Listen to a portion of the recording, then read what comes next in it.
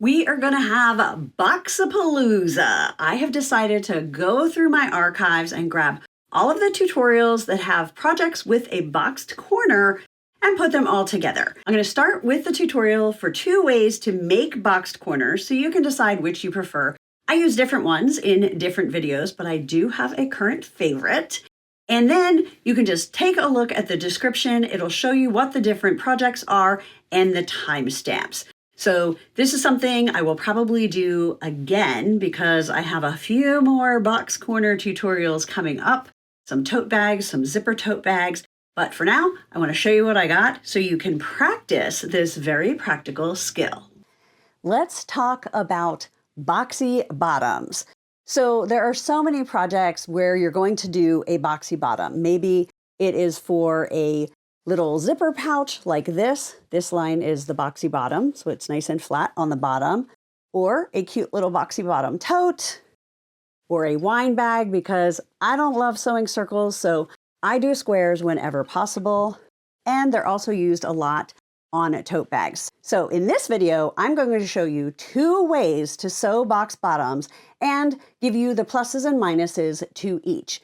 I've decided for the purposes of this demonstration, I'm going to do each type of corner on one bag.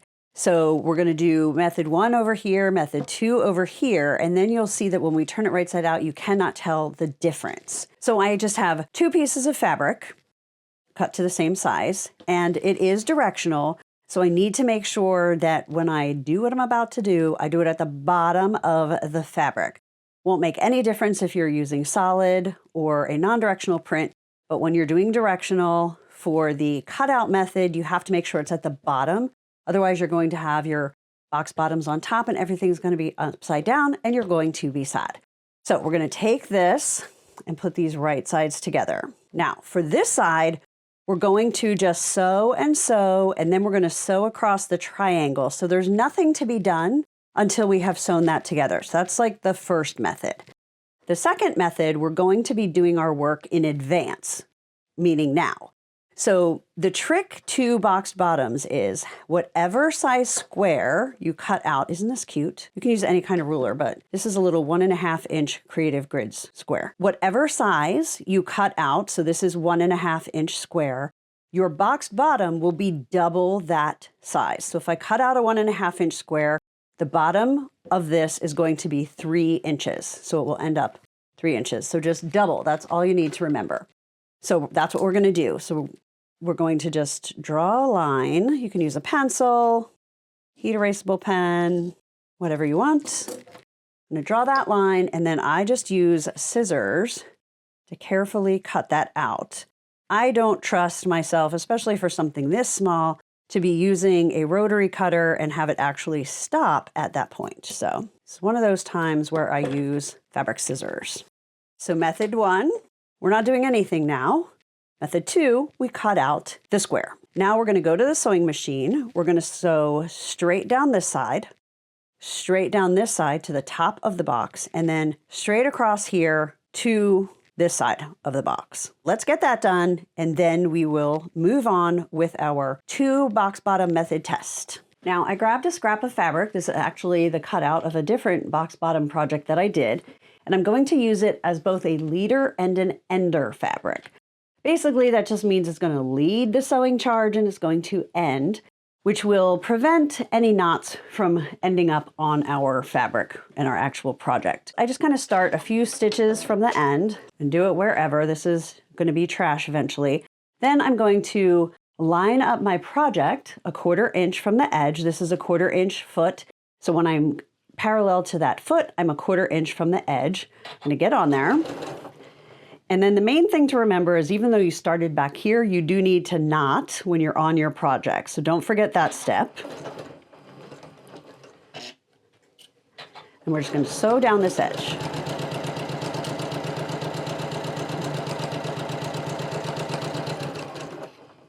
Now we're stopping at the top of the notch that we cut out. And then I'm going to cut that leader fabric off, and now we're going to turn it into an ender. Just, it saves like at least that much thread every time and just a little bit of time. So then I'm going to sew off of my project onto this, and I usually do it onto a corner because it's just going to be fewer stitches. Then I'm going to lift my foot so I can turn it and get access to cut that off. Then I'll just straighten that out, and now we're going to do across the bottom. So I'm going to put my foot down. So that scrap of fabric was both a leader and an ender. All right, I got overzealous with my leaders and enders. I don't actually need it. I can just turn the corner here. A little trick about getting a nice sharp corner is if you stop 1 stitch short of the 1/4 inch line, lift your foot, turn it a 45-degree angle, take 1 stitch forward. Whoops. Or 2, apparently. And then you're going to straighten it out. That is going to give you a better corner. So we've sewn the 3 sections, and now I'm going to clip the point. Just disregard that I went over the edge. I shouldn't have done that. I'm just going to clip here, which doesn't matter a ton because we will be cutting that off, but we're going to do it for now. And now we want to press our seams open. Now this one is a little short. I can't fit this wool pressing bar in there, but let's see if I can have it help me out a little bit. Oh, not really. Sometimes it's just awkward to press a seam open. So what I'm going to do, I'm going to flatten this. I'm going to end up pressing a little bit of the fabric I don't want flattened, but we are going to fix that later.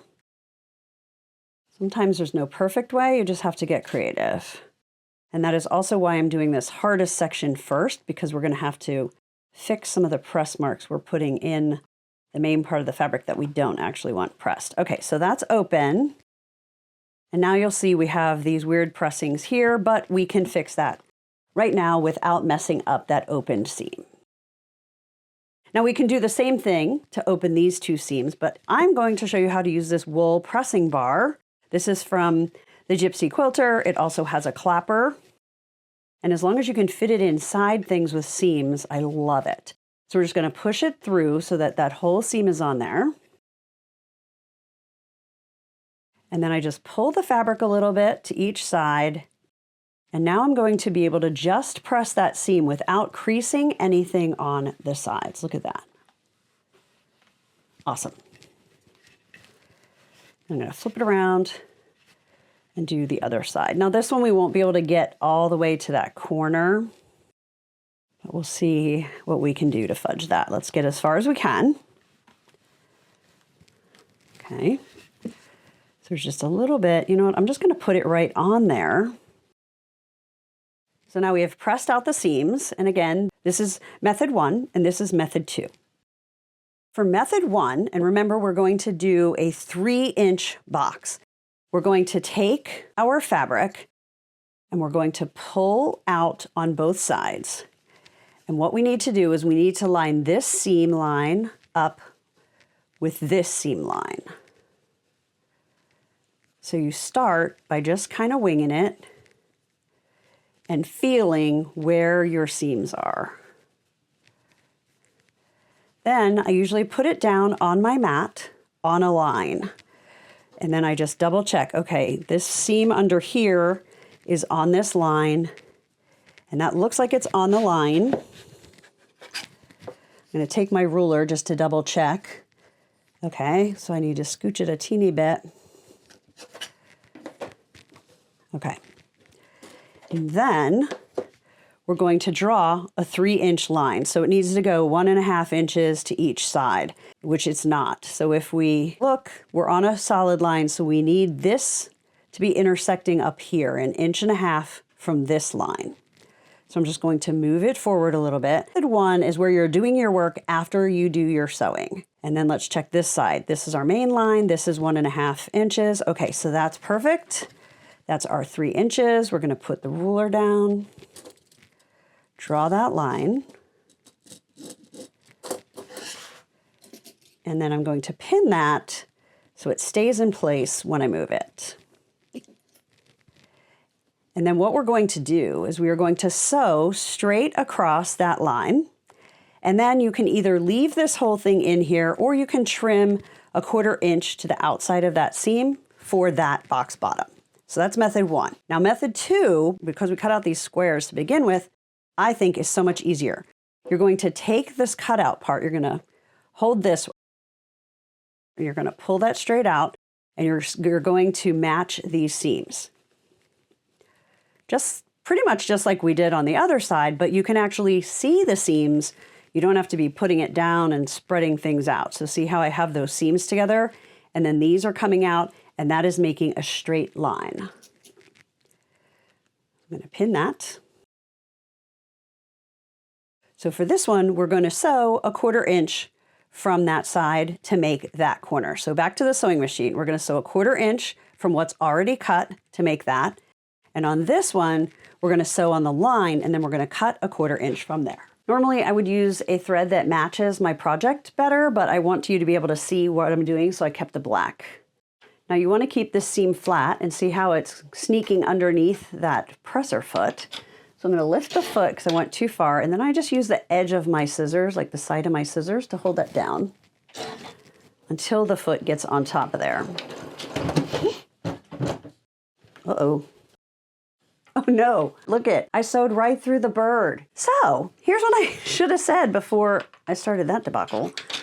What happened was, when I put this down, I was so focused on talking that I forgot to make sure I wasn't catching this other side, and it was folded under enough that this poor little bird was in the way and the needle went through it.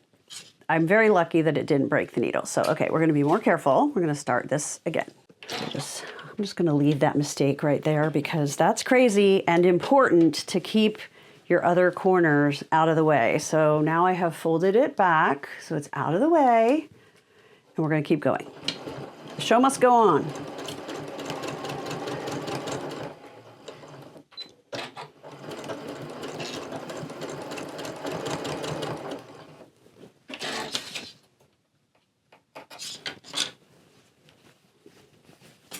I don't think I could do that again if I tried. That's crazy.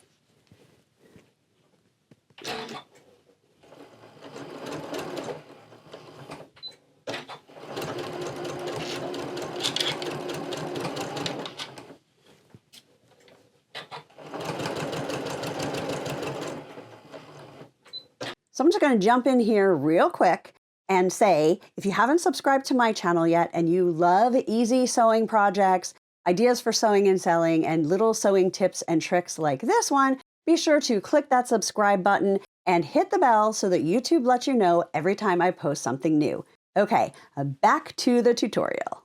So now we're back from the sewing machine and the piercing of the poor Riley Blake bird, and we have both sides sewn. So let's just double check. Basically 3 inches, 3 inches on either side, so the corner is going to be the same. This one was pre-cut, so this one I'm just going to take this, put my ruler down a 1/4 inch from that stitch line and cut off that point. Now if we turn it right side out, you are no longer going to be able to tell, I don't even know if I'm going to be able to tell, which side was done in which way. And you get the same result, it's just a different way of getting there. So we have a 3 inch corner or 3 inch side and a 3 inch side. So we have something nice that stands up. Now, if we were working on a project right now, we would make another one the same exact size. We would put it in here so that it would have lining. You wouldn't see any of this nonsense down there. But I just wanted to show you the 2 ways to get that done. I bet you can guess which is my favorite based on how I described them. I prefer cutting out the square before I sew. I think that extra time to just make that cut is a lot easier than having to line up these seams. Actually, I can tell, look, I did not get these seams perfectly lined up. My seam is here and this one is here. So it was a little bit off when I sewed that together. This one, they're lined up very nicely. So cutting out the square, I believe, is easier and faster than trying to line it up and measure and blah, blah, blah. But both ways work. So that is how that technique is done. It's used a lot in bag making of all sorts and basically anything that you want to stand up. So you can head to my YouTube channel and find lots of projects like that, and there will be more to come. So what do you think? How will you sew box bottoms? So let me know in the comments which method you think you prefer. And be sure to subscribe to my channel and go check out all the videos over there. Lots of different things with these boxy bottoms and otherwise. My name is Tara Reed. I'm a fabric designer with Riley Blake, and I love to teach easy sewing projects, ideas for sewing and selling, and more. Who's ready for the holidays, for hostess gifts? Who is ready for a glass of wine? I got my hair up. I am ready to work. Let's make some wine bags. In today's episode, I'm going to show you a simple way to make reversible wine bags so you can have either side out. No circles. We're going to do box bottoms. We're going to tie it with a bow, and it's going to fit either one of these size wine bottles. I love that they're reversible. You can pick two different fabrics. You want to make sure the fabrics coordinate because you will see that inside fabric a little bit when you have it wrapped around your wine bottle. These wine bottle bags are going to have a box bottom, so no circle cutting. It's going to be nice and simple. So let's get started. You're going to need 2 pieces of fabric, 12 inches wide, 16 inches high. If you're using a directional fabric, make sure you're paying attention and that you have the direction going on the 16 inch.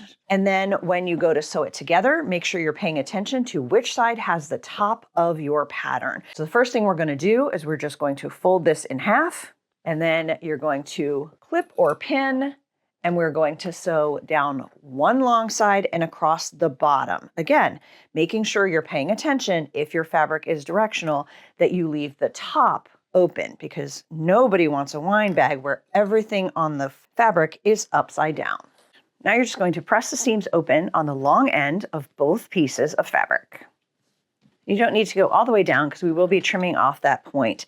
And while you're at your ironing board, take it and fold down the top edge 1/2 inch. And this doesn't have to be super exact. You just want to make sure both halves are pretty consistent. And you're going to press that as well. This way we can get all of our ironing done at once. Now we're going to make our box bottoms. And I love using this 1.5 inch wide Cute Cuts ruler because that is exactly how far from the tip that we are going to mark our sewing line.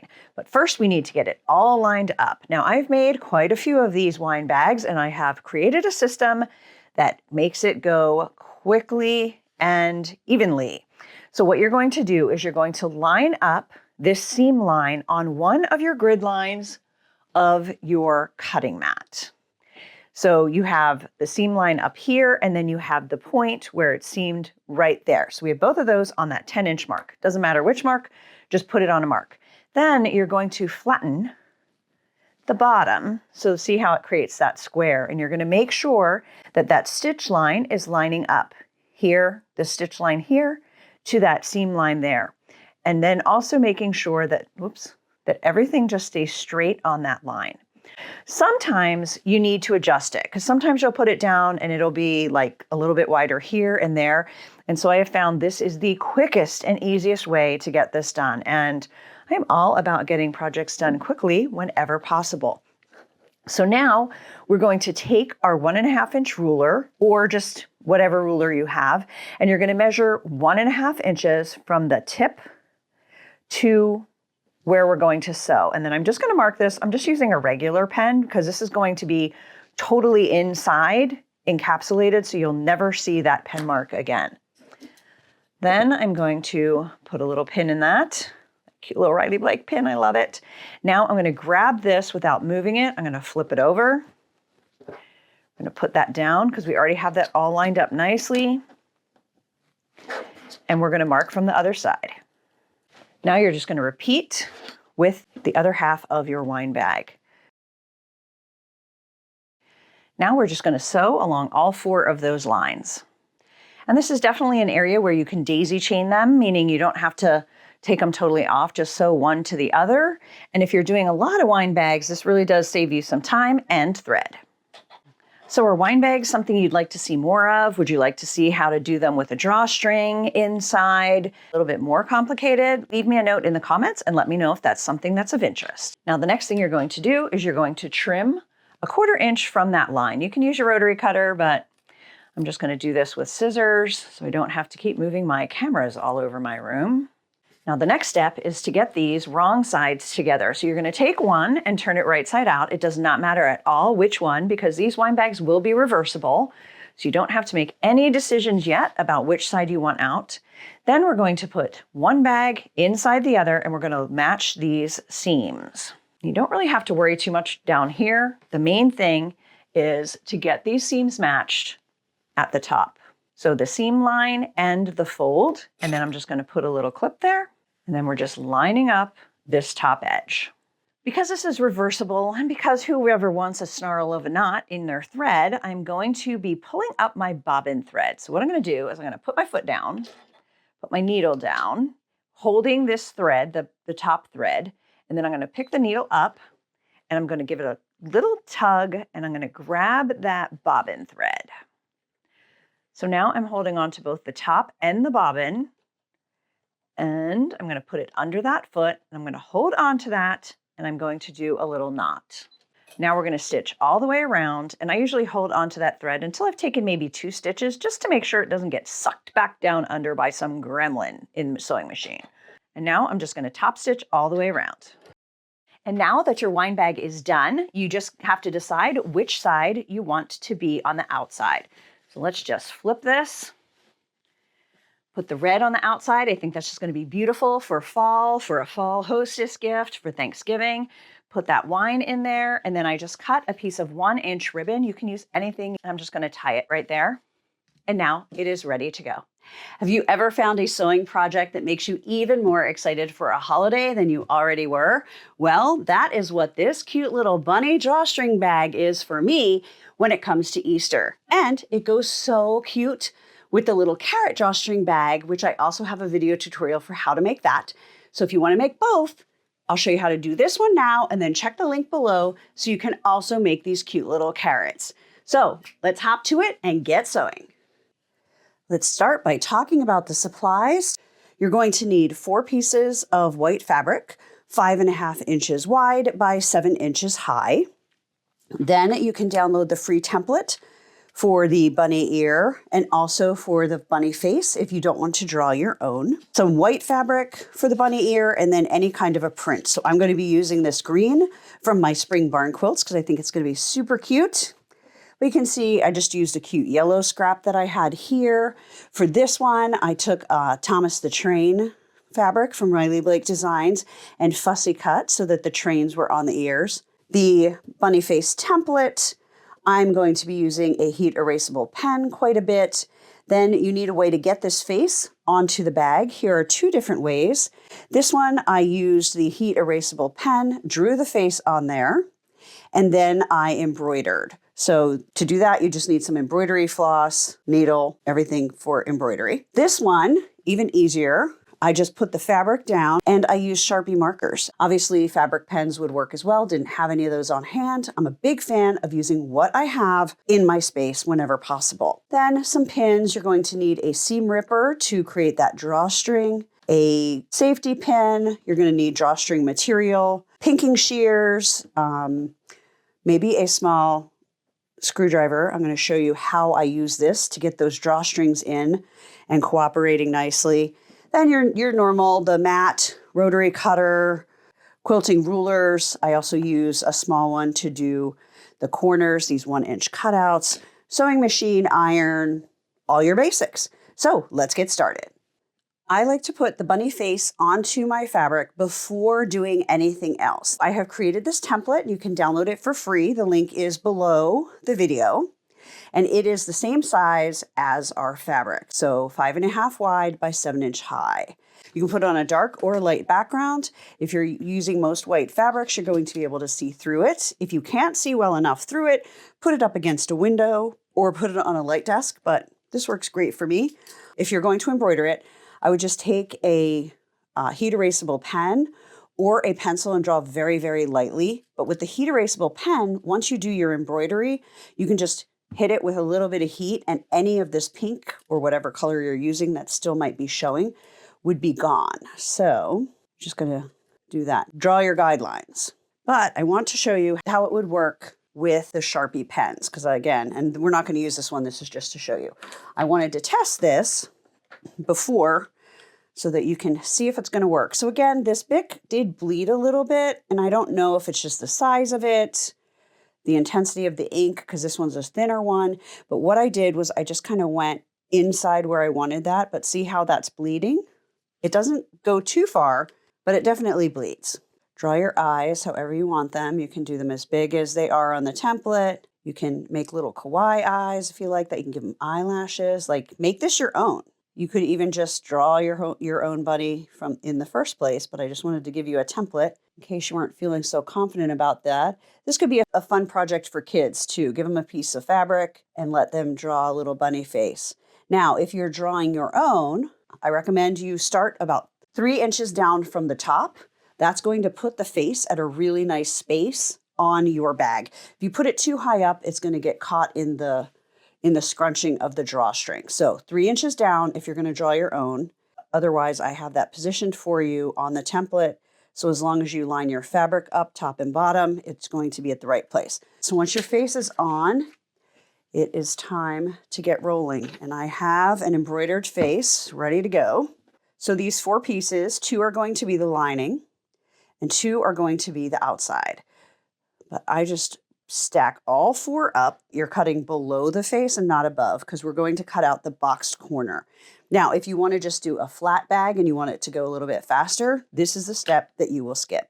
So I'm going to draw a 1-inch square in the 2 bottom corners. And again, this is a heat erasable pen, so that pink is going to go away if I don't cut it all off. And then I'm just going to take small, sharp scissors and I'm going to cut those 2 notches out. And I'm just doing all 4 pieces at the same time. So as you move your fabric, you want to make sure you're keeping it all lined up. Obviously, the face is going to be one of the outer fabrics, so we'll just make 2 piles. Now for the lining, we're going to sew all the way down here. We're going to sew across, but leave space for turning. And then we're going to sew all the way for our lining with a 1/4 inch seam. Now we're going to make the box bottom out of this point here. So what I'm going to do is I'm going to open the fabric from the top and pull it out so that I can match these seams. And then the other point in that square that we pulled out is going to match. So it's going to make that bottom perfectly for you. And because this one is so small, I'm not going to press these seams open. I'm just going to put one to one side and the other to the other side. Just put a little clip. And then I'm going to just sew a 1/4 inch from that cut edge. So this cut edge becomes this square bottom. These points right here become the outside of it, and then you're matching the seams. And you do want to make sure on the bottom that you're pushing your seams to the same side. So I don't want to put these this way because then it's going to make it harder to stitch that closed. So you want to make those going in the same direction. And then I'm matching the seam line here, and then I'm just going to sew a 1/4 inch from that edge. Next, we're going to work on our bunny ears. So if you want to do something where you're fussy cutting and you want to know exactly what's on the inside of your ear, go for it. You're going to use your template. Otherwise, you can just put your template down. This is a scrap of white. I'm just going to fold that in half. And just like I did with the cutting those squares, I'm going to cut these all at once. So now we have the 2 green and the 2 white, and we're going to put those right sides together. And we're going to sew the big curve, leave this bottom part open for turning. And make sure you go back and forth at both ends because we are going to be turning this right side out in between a pretty small area. So you want to make sure that the stitching isn't going to pull out as we turn this ear right side out. Now we need to trim the curves on these ears before we turn them so that we can get a nice smooth edge like this on the bunny ear. And my trick is to use pinking shears. And then I always just hold it right over a trash can while I cut. And I love these pinking shears from Fiskars, how they move like that. It's a lot easier on your hand and your thumb. So you're just going to trim all the way around. This is way easier and faster than taking little scissors and going clip, clip, clip, clip. Talk about hard on your hand. You just want to be very careful and slow and make sure you do not cut any of the stitches. So I'm going to do that for both ears. There were two supplies I forgot to mention, tweezers and a turning tool. So this is a pretty small area to turn this whole big thing, but don't worry, we can do it. So you're going to get it started and kind of flip that fabric back so you're not just straining on the edge. So see, I'm just working really hard to get the whole thing flipped down. See how that seam is flipped down? And then you can either just try and pull that out, but I like to use tweezers. So I'll stick tweezers in there, I'll hold the edge of the fabric, and I'll just use the tweezers to pull that out. And sometimes you can just kind of open that up, get the tweezers down in there a little bit further, and get a much bigger chunk. And then once you get it that far, you can start to use use a turning tool or a chopstick or whatever you use. Just very slowly and gently run the tool right along the seam to get this all the way turned out so I can see that raw edge so that your shape is ready. And then you're going to iron that flat. I'm going to do the second one while my little mini iron is still heating up. Tweezers, they're not just for eyebrows or splinters. Have you ever used tweezers when you were sewing? I use them to grab bobbin thread sometimes. I use them for this. Okay, before you press it, you just want to look and make sure you have that curve pushed out as well as you can. And I'm going to use a Cricut mini press because these are pretty small presses that we're doing at this point, and it makes it easier to see what I'm doing, a little bit less heat and steam coming at me, and definitely less on my fingers.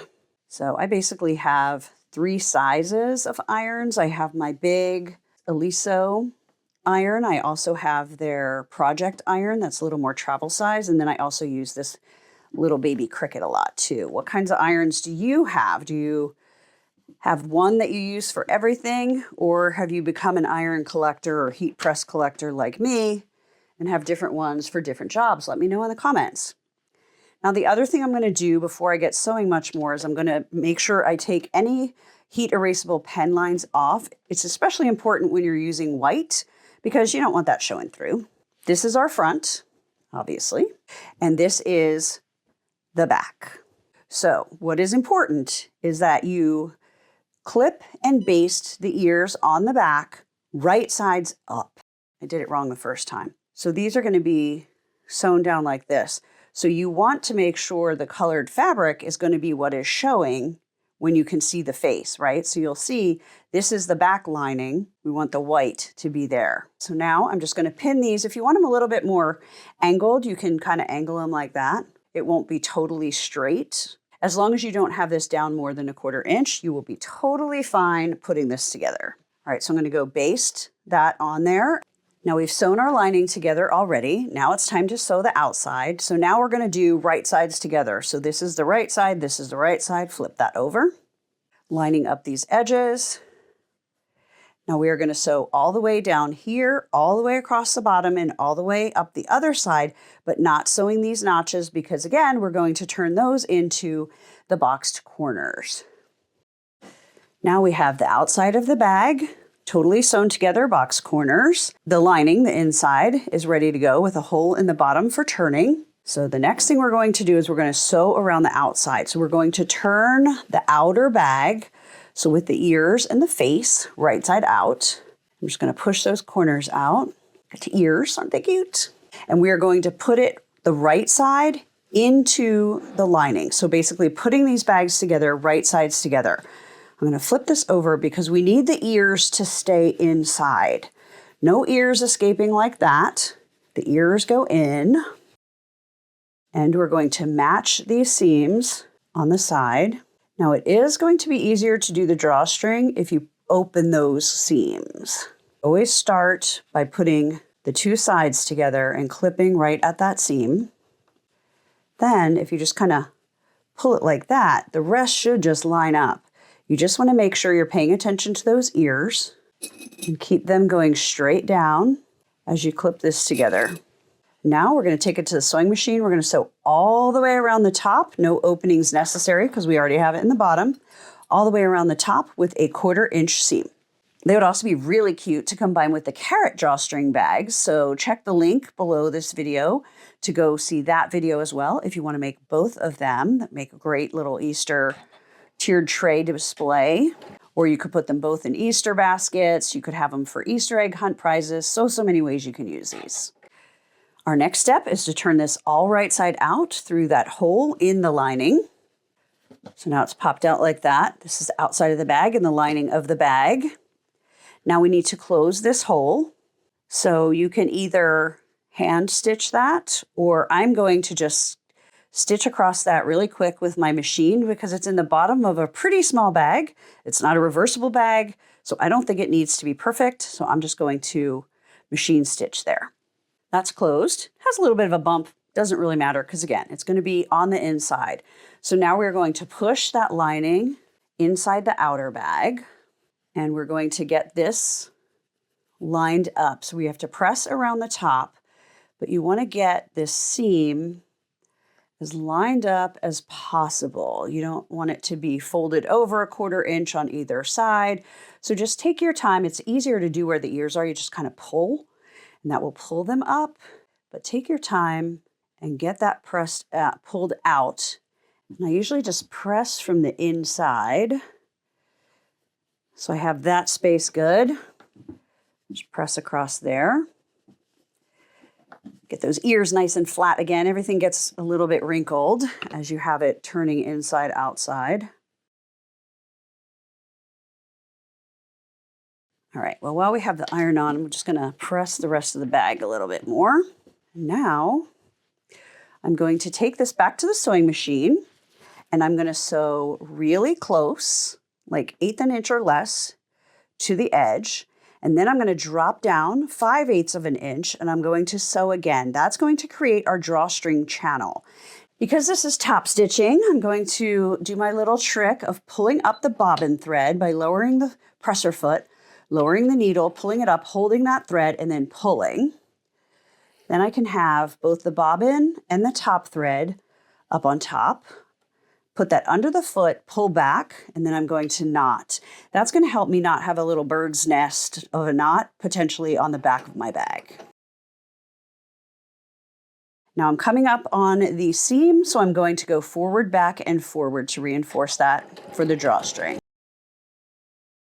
Now we're going to use the 5/8 inch mark, and we're going to sew the second stitch around to make our drawstring channel. As I hit those seams, I'm going to go forward and back just to reinforce so that our drawstring works well. And when we pull the threads from the seam, it doesn't mess up the bag. Next step, open up our drawstring channel. So what we are going to do is we are going to very, very carefully take your seam ripper and you're going to open the outside seam between these two stitch lines. Okay, so between here and here, and just the outside. You don't want to open all the way through, so don't jam it in. You're just going to very gently and slowly kind of dig for your first stitch. Sometimes, especially on white, my eyes are getting old. It's hard to do. You don't want to cut the fabric. You just want to find a stitch. Once you get that first stitch, everything gets easier. So just kind of stitch by stitch, get that seam open. Okay, one side's good. Now we're going to do the other side. So that's done. Now we are going to take our 2 drawstrings, or draw ribbons, as it were. And these are 20 inches long. I like to have them extra long and trim them later instead of making it difficult to tie once I get them through. So I'm just going to put one end on a small safety pin. The quilting safety pins are a little bit big for this size bag and drawstring. I'm going to start from either side and I'm just going to thread that all the way around. And here is where we are going to use the little screwdriver. So sometimes you're pushing your safety pin and it decides to go in between the seam and the thing, so it won't go through. So sometimes if you jiggle it, you can get it to go through. If you can't get it through, what I do is I take the screwdriver and I put it in the channel and I push it up. So it's basically going to hold that seam back. And then you're going to push the safety pin under the screwdriver. to get it to go through. I just got really tired of having it take 5 minutes, and I came up with that, and it works great. Okay, so we got back to the same place we started. Pull that out. I'm going to get the ends even, and I'm going to make sure this is pulled all the way out. I don't want to tie it while it's partly drawn. We want that all the way out. Oh, get out there, bunny ear. And then you can tie it wherever you want. As long as this is flat, you can tie it pretty close to the opening so that you don't have super, super long strings, but totally up to you. I usually do it about 1 inch. So we'll cut that off after we do this second one. Now the second one, we're just going to do the same thing, but we're going to start and end on the opposite side. So now those ends are a little bit long. So I'm going to cut them just like 1/4 inch from the knot. And then I got just a really inexpensive bottle of clear nail polish. And then I just put that on the end of ribbons just to help them to not fray.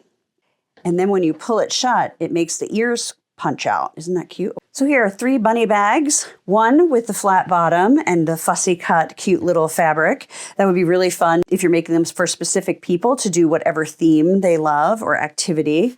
And then when you pull that, those come out and that just lays flat. And then these 2 are boxed bottoms. So they're going to stand up. So if you were going to make these for decor where you just put polyfill in them and you're putting them in maybe a tiered tray or something like that, I would definitely do the box bottom. Also very cute to do the box bottom if you're doing them for gifts. If you're putting them in an Easter basket or you're making a lot, you might want to go with that way. Today we are going to be making these cute little mini bags that are perfect for Easter or really anything. These would be cute for party favors, organization. Could put your little sewing clips and stuff in there, birthday gifts, whatever. But since Easter's coming, I got my ears on and we're going to pretend these are going to be Easter baskets. And I'm going to show you how to make them out of 5-inch pre-cuts. So if you have extra ones of these hanging around, this is going to help you sew your stash.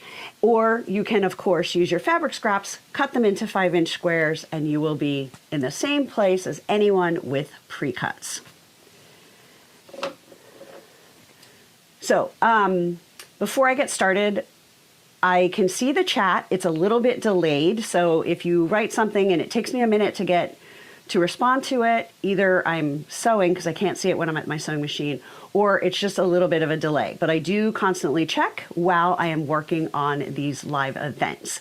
I'm so excited you guys are here today. These always give me a lot of energy. I love sharing projects. I love talking to other people who love to do what I do, which is sew and quilt. If you are new here, my name is Tara Reed. I am an artist and a fabric designer with Riley Blake Designs. So behind me, this is one of my new collections. This is called Covered Bridges in Spring. It is the first in a series of 3. We have fall coming out in July, and I am just finishing up winter. So that is going to be very fun. Hi, Jennifer and Doreen. Let's see. D in Kentucky. We got people everywhere. And I am from Portland, Oregon. It is a beautiful allergy-filled day. So if I sound a little raspy, that is why. All the medication in the world is not helping me get through this without a little nasal action going on. So before we get started, I have a couple little things. One, if you could let me know in the chat what your sewing experience is. Like, are you new to sewing? Have you been sewing for 30 years? What do you love to sew? I would love to get to know a little bit more about who is joining me on these lives so I have an idea of different projects to come up with. I try and do a YouTube live at least once a month. Sometimes I just jump on here if I'm doing something and I have cameras ready enough. Oh, Brenda in Canada, hello. So yeah, if you could let me know that would be great. And let me switch cameras. I gotta be an artist, a sewist, direction writer, quilt pattern writer, and very high tech. I have 3 cameras and this funny little switcher that I'm working with. Okay, so now,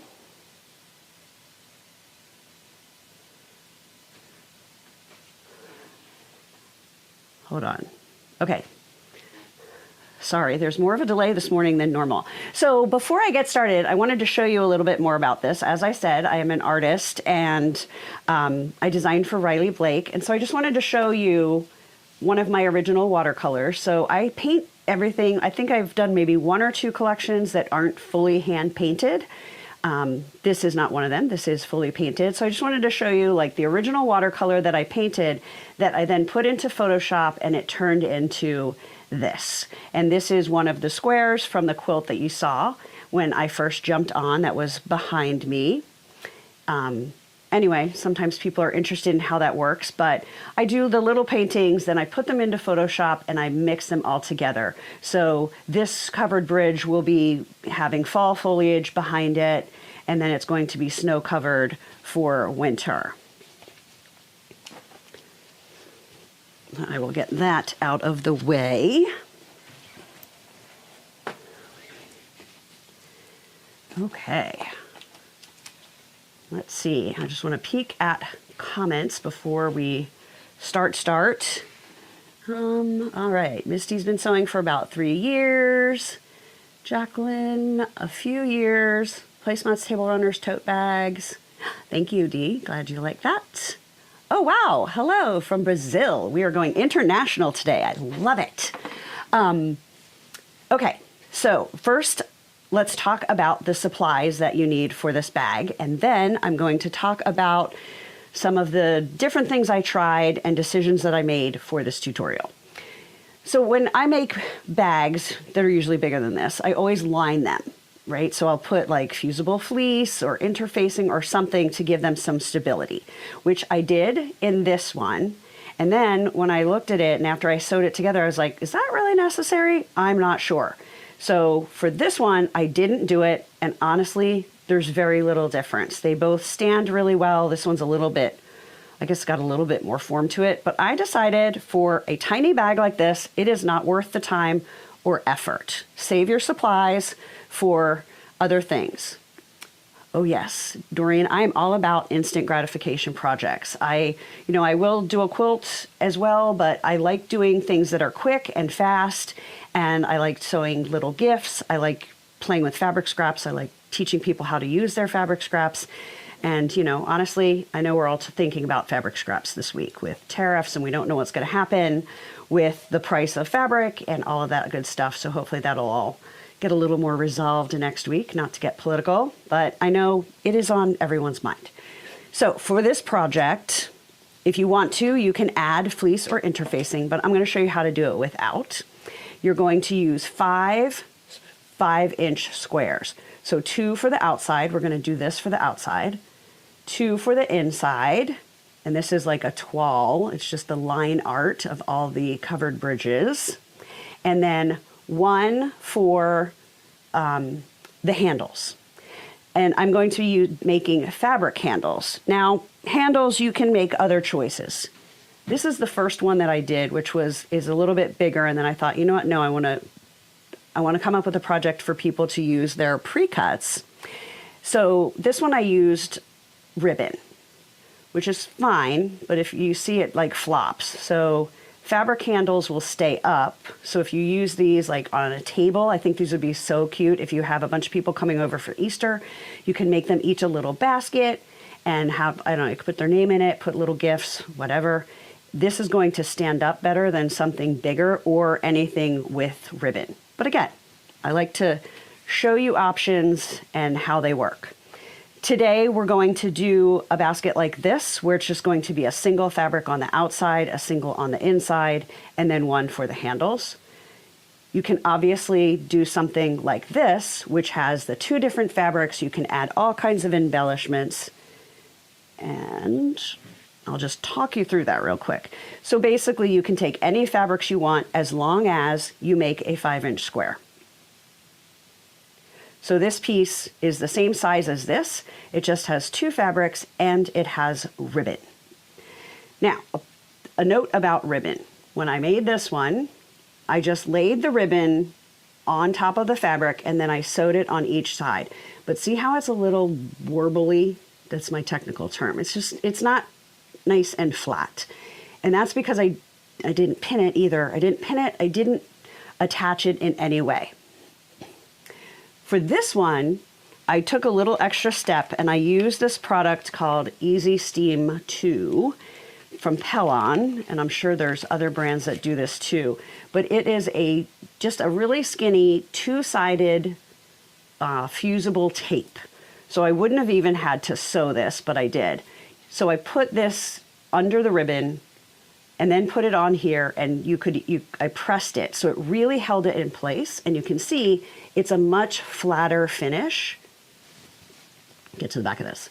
Then this one. I hope you can see that. Can you see that?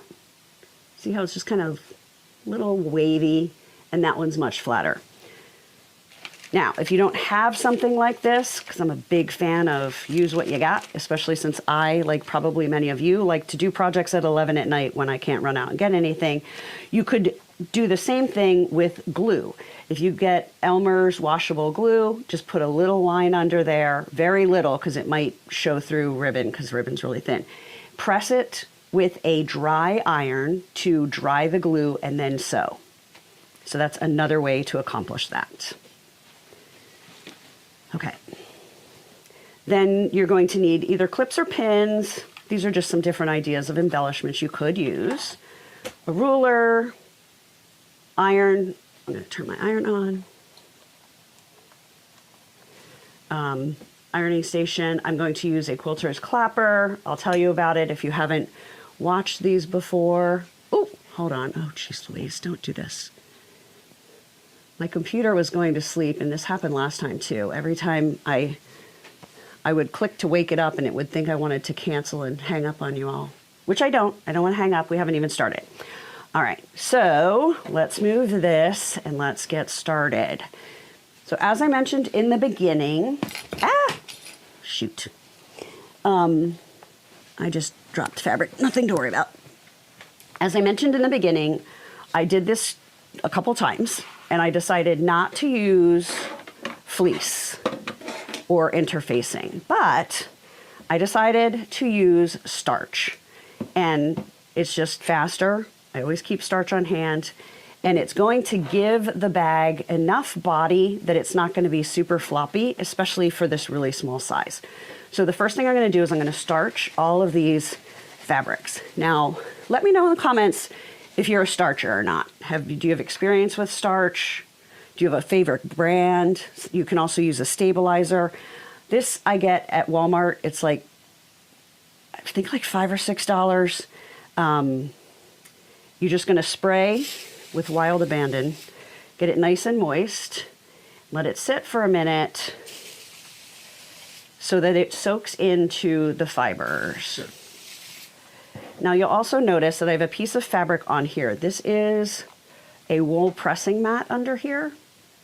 It helps push the heat back up, so you're kind of heating both sides. But whenever I starch, whether I'm using the mat or my ironing board, I always put another piece of fabric down. I call it my starching fabric, because you're going to get starch everywhere, not just on the fabric that you're starching. And I don't like that to stay on my wool mat and gum it up over time, and I don't like it to stay on my ironing board. So if you use an extra piece of fabric, you can then just take that, throw it in the wash, and that starch will wash out. So now I'm just running over that with a dry iron. And now let me show you how different that is. So see how they sit in my hand? This one's not starched, and this one is starched. So it makes it a little bit more paper-like. You can also see the color change as it dries. So it's darker when it is wet, and it'll lighten up when that starch dries.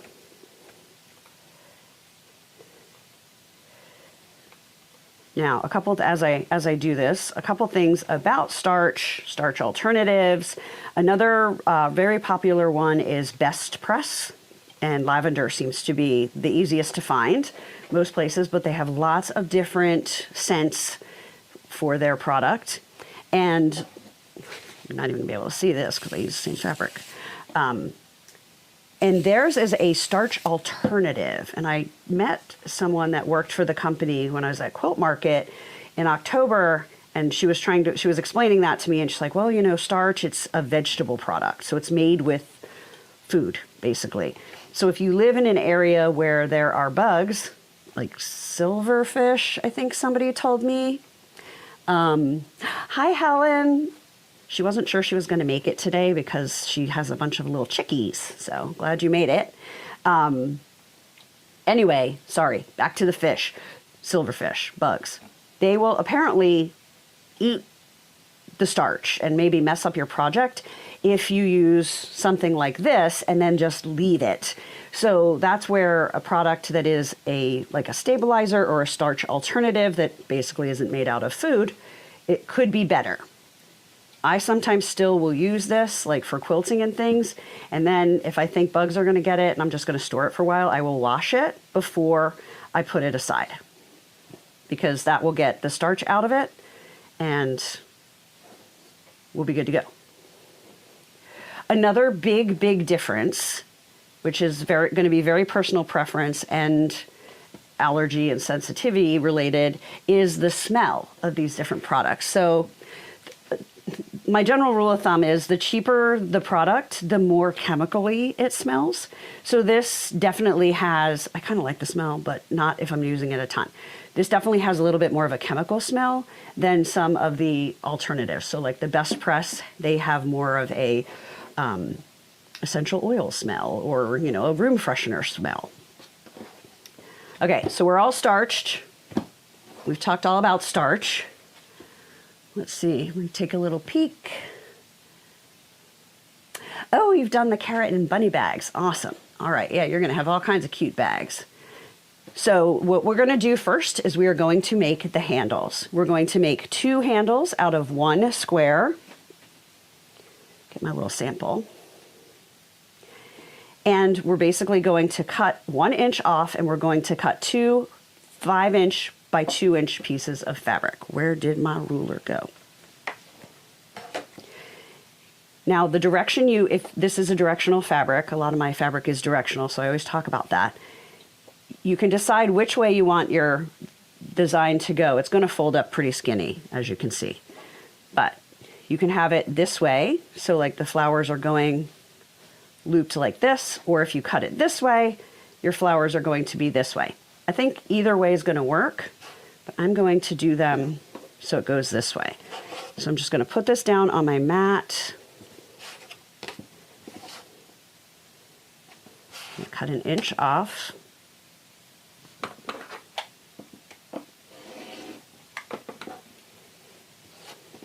And then I'm going to cut this one into 2 2-inch strips. Now, one thing that I just like to warn people, when you're cutting with a ruler, and some people have never had this problem, I will say that before, always put your hand flat and then put like your pinky or even your ring finger against the edge of the ruler, because that is going to help it not twist as you push. Because if you push and kind of put an angle on what you're doing, I shouldn't do that with it squeezed, sorry about that, you could end up moving it. But another reason that it's really important to have your hand flat is so you do not mess up your thumb. I had a friend that warned me about this, and nope, I did not listen, and I kept doing this, like doing my hand at it, like my fingers poked up and pressing down like this, and I cut a bunch of stuff. I made a pretty big quilt, and I messed up this tendon. It took 6 months. I had to wear a brace to bed. I couldn't like lean down. It was awful. So flat hand, way better for your thumb if you have any issues with that. All right, now back to work. So these we are going to, oh, sorry, it's hard to see. Let me get rid of this. I just pinned it on here. Because not much fun watching something when you can't see what I'm doing, right? All right, so much better. So this is, we're going to be folding it in half, folding the raw edges in, and then folding it in half again. This is a technique that is used for so many things. This is how you make key fobs. This is how you make like straps for bags, things like that. And then when it is so small, I usually just fold both of them in at the same time instead of folding, pressing, and then I even cheat and I go like that. Because usually for something 5 inches long, you can get it set up the way you want it to, and it just saves a minute or two. Then I'm going to hit it with my clapper, which does two things. It absorbs the heat, and it also, so that this isn't going to be hot to the touch. And it also helps get these creases even more creased. Why am I picking up my iron? Oh, off my wool mat? Yeah, I know I need to keep it on there. I like how y'all watch out for me, so I don't like set anything on fire, burn my workstation, anything like that. So this is how you make both of the straps. And then, which I made, hold on, where did I put them?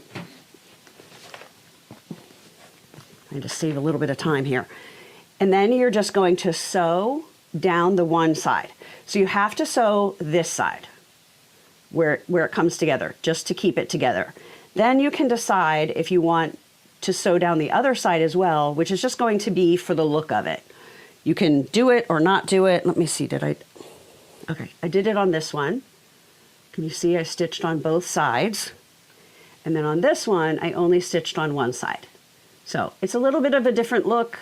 Takes, I don't know, maybe a minute or two longer, totally up to you. If you're making 20 of them, I'd probably just do one. If you're just making a few and you want it to be a little fancier, I would sew on both sides. Okay.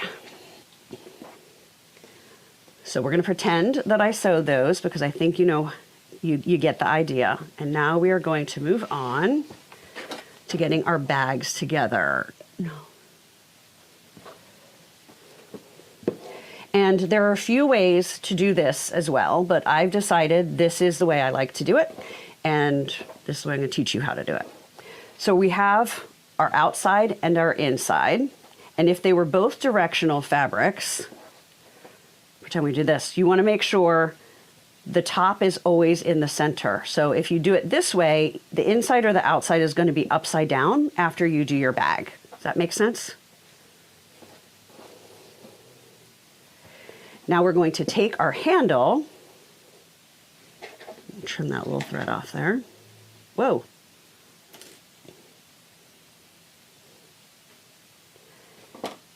And we are going to fold it, get two clips ready. And I'm going to place it 1.5 inches in from the edge. And we're pinning this to the top of the outside. So 1.5 inches. All right, I need to cough. I'm going to turn off my mic, so hopefully you're not going to hear this.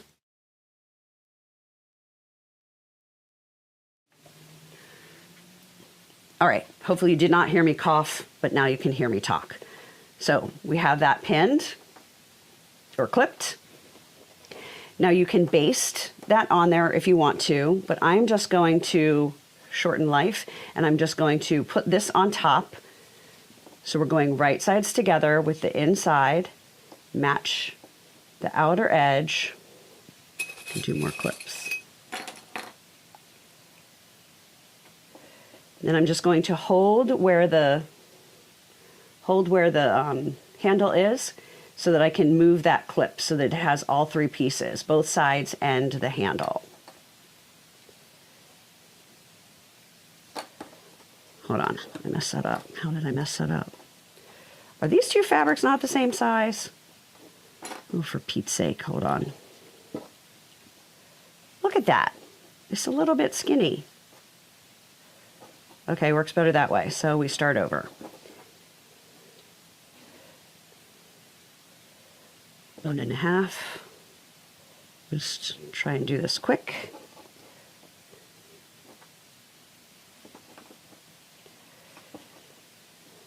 All right, so while I'm pinning, I want to tell you something else. See if I can talk and clip at the same time. So, if you've been on here before, you know about this, but I'm going to tell you about it again and tell you about a special deal I'm doing. So, for almost a year, I have been working on a membership site called Sew with Tara Reid, where you can get all these tutorials, some exclusive content, I'm putting everything from my Etsy shop in there. A lot of different video tutorials with 0 ads. Like, you don't have to sort through all the ads and videos that pop up if you try and do something from a blog. You don't have to see ads from YouTube. And I know right now, as I said, wait, make sure I've got this, okay. We're all a little concerned about money, or many of us are. And I want to make this, but also our mental health is really important. And sewing is really good for your mental health. I don't know if I've ever told you, but I have lost both of my parents to Alzheimer's and dementia. It's awful. If you've ever had to deal with that, I am very, very sorry. If you are dealing with it, I actually wrote a book about how to deal with it. So let me know if you want the link for that. Anyway, I read an article lately that there's a study that says people who do crafts and sewing and things like this are 45% less likely to get dementia as they age, because you're really engaging your brain, you're doing math. It's very good stress reliever because it's very repetitive. Have you ever had a bad day and you just sit down at your sewing machine and you can just get everything else to melt away? So that's awesome. So I really want to make the membership easy and affordable so that you come in there and have fun with me. So normally an annual membership is $250, and you also get $40 worth of free fabric. Hold on, I'm gonna switch cameras. I'll talk to you for a second.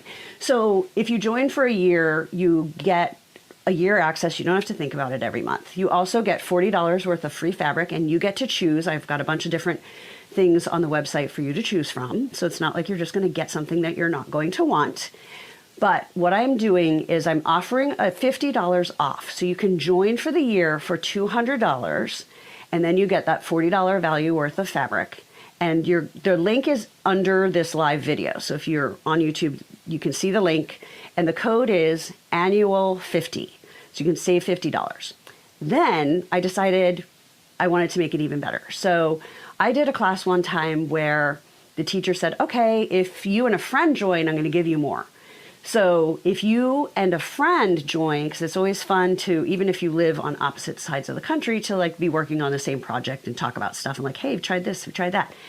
If you and a friend join, email me like, hey, my friend also joined, and I will send both of you double fabric. So you'll get $80 worth of fabric with your $200 yearly membership. So I hope that is something that you will consider. We have a lot of fun in there. Again, no ads, lots of projects, some exclusive content. I listen to my members, like, what do you want me to work on? What do you want me to show you how to do? Lots of different things. You can click the link, read more about it. Now we're going to go back to sewing. I'm going to send you to camera 3, my sewing machine. Okay.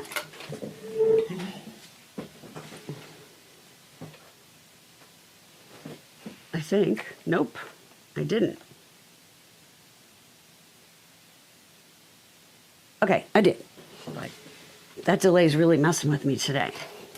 So other things that I've talked about before a lot are lifting your bobbin thread, right? So that helps you not have big old knots.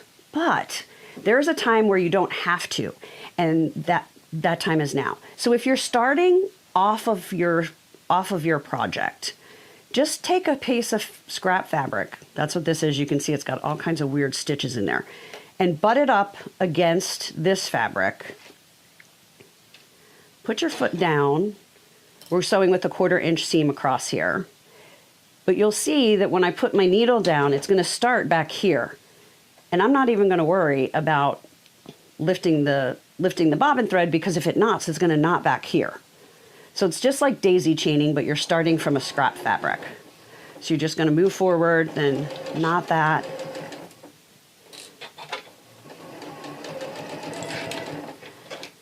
And you'll see it sticks, and then we just cut that off. So it's another little time saver. I'm all about saving time and effort when I can. Oh, I didn't have my walking foot was like down and pulling. Okay, here we go.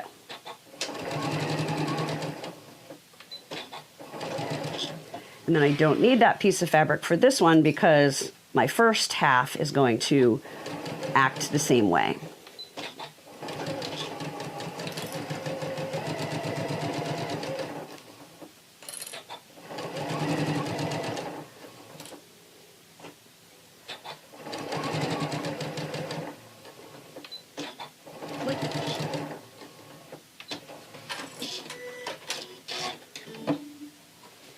All right, so I feel like all I'm doing is talking. I need you guys talking to me more. Oh, somebody's talking to me. Let's see. Oh, Dawn's been sewing for 20 years. Okay. And has never done a big quilt. Ah, you are my people. You are my people, Dawn. Okay, I think the biggest ones I've done are lap quilts. I haven't done like a bed quilt. That's just too overwhelming for me. So now we have both of these sewn together. Move that over so it's more centered. Now I'm going to press. First I'm going to set the seam. If you're not familiar with that, it basically means to press over the stitching before you turn or move any of the fabric. And I just do that. It gets any little wobbles or air bubbles or whatever out of there. And then I'm going to push the lining forward so that the seam is going to go towards the lining.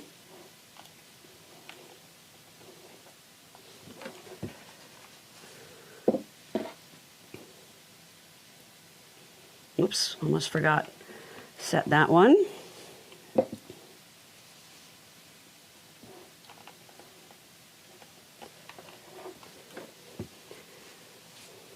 All right. So now we have the front and the back. And as I said, there's a couple ways you could do this. You could do it where you sew the front together, sew the back together, put one inside the other. But for this size, I feel like this is a lot easier to do. So now what we're going to do is we are going to make our boxed bottoms so that they sit up nicely. And we're going to do that with a 1-inch cut out of the corners. Box bottoms, there's two ways to do them. We could just sew this together and then fold it and sew across, but especially for this small, I think cutting out those corners is much, much easier. So I'm going to put these right sides together. Take my ruler, put the 1-inch, let me try and zoom in here a little bit more.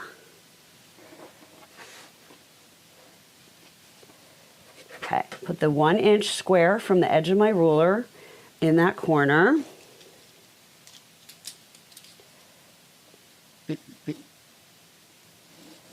Pen. And you can clip this together first. I just find it a little bit easier to just cut these corners first and then make sure I get everything lined up perfectly.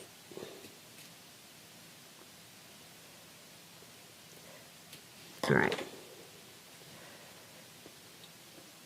And now that I said that, I'm going to change my mind. And I'm going to clip. I'm going to clip together first. So making sure these two seams line up. At least clip that. So we want that lined up on both sides.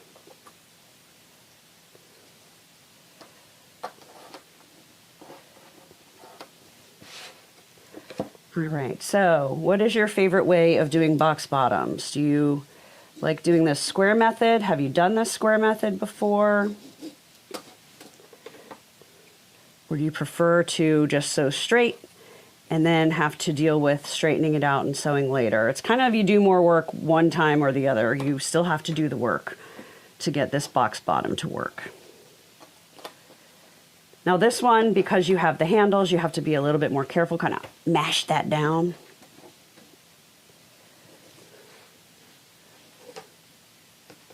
Oh, yay, Anne. You should have been prompted to give me your address and also tell me, Anne just joined my annual, thank you. And also tell me which fabric you want, and then I'm going to mail it to you. And I will mail it for free in the US, Canada, and the UK. If you live somewhere else, talk to me first so we can see how much shipping would be to another country. And then I can decide if I can cover that whole thing, or if maybe we split it.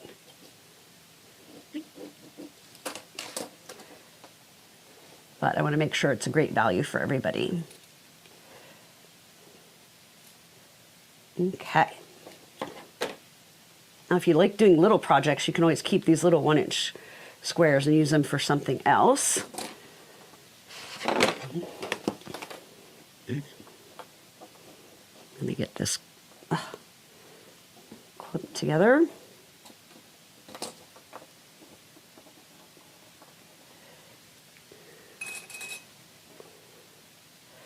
Yes, I agree with you, Helen. Although I think I've decided this is my favorite way to do box bottoms. So she was saying it's 6 one way, half a dozen the other. Now, I'm going to just make a little mark so I don't forget. We're going to leave a few inches open on the side of the lining. Now we're going to sew this little spot all the way across here, all the way here, here, and here. So let's go back to my sewing machine. Misty, you can upgrade to an annual membership. You can either just do it or email me and I will help you out and we will get that figured out. Okay, sewing machine. So I was on Instagram the other day and somebody was showing this technique, right? To use just a piece of scrap fabric. Don't worry about lifting the bobbin thread if you're coming off of an edge. And she called it a pig. Like, she called this fabric a pig. Is that a thing? I had never heard that before. Let me know if you've heard that. Like, is that her thing? Is that a sewing thing I just don't know about? Like, some little secret nobody taught me? Thought it was pretty funny. And then I think she told people, you know, comment pig and I'll send you, I don't know. I don't know if it was a guide about how to use the pig or what. But I know a bit, but I don't know everything.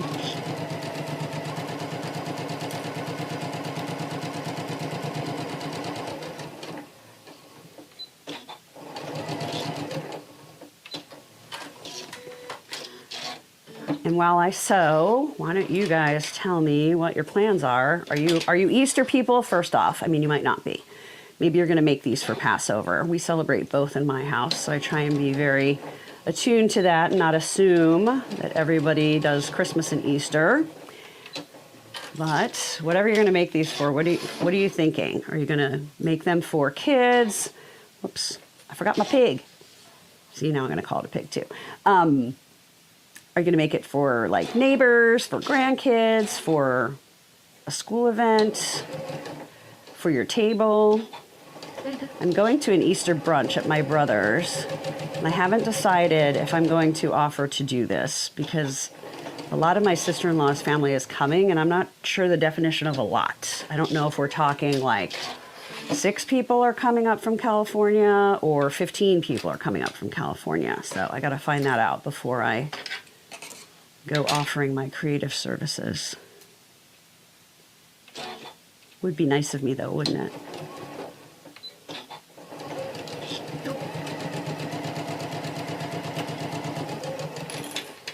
Now, when you get to a part where you're going to be sewing over a seam that is pressed towards the needle, you don't want it to get caught and bend like that because then the top of your bag isn't going to be good. So just use something, not your finger.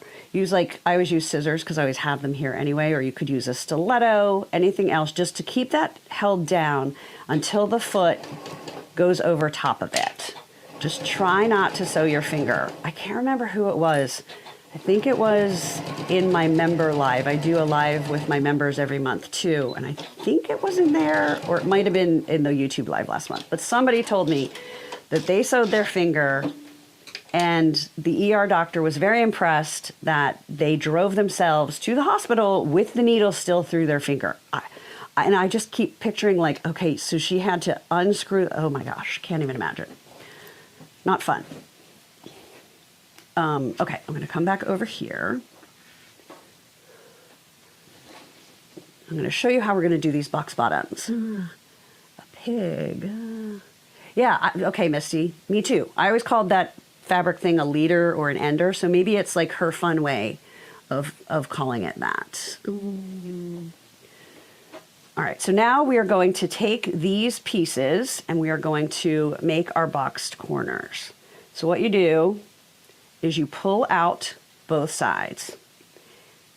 So you're taking that square and you're taking this part and that's going to become the ends. See how that went straight? Now you also need to decide what to do with these seams. I like to do them opposite directions so it's not really bulky. So I'm going to put a little clip on there. And then what we're going to do is we're just going to sew a 1/4 inch across. This is why, you know, we did the work in the beginning. This part's going to be nice and easy. Now, it's important to note which direction you did your seams, because just like I showed you at the sewing machine, you don't really want your seams to be in opposite directions when you sew this together. So because this seam went that way, this one is going to go that way as well on this other side. So it doesn't matter which direction you pick on the first corner, but then you want to try and be consistent so that there's no flipping of seams on your bag.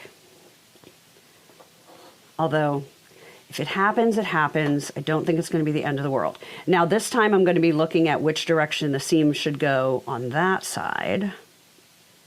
So that's going to also go to my right. If I ever say right and left and say the wrong thing, it's a brain problem of mine. I got it from my dad.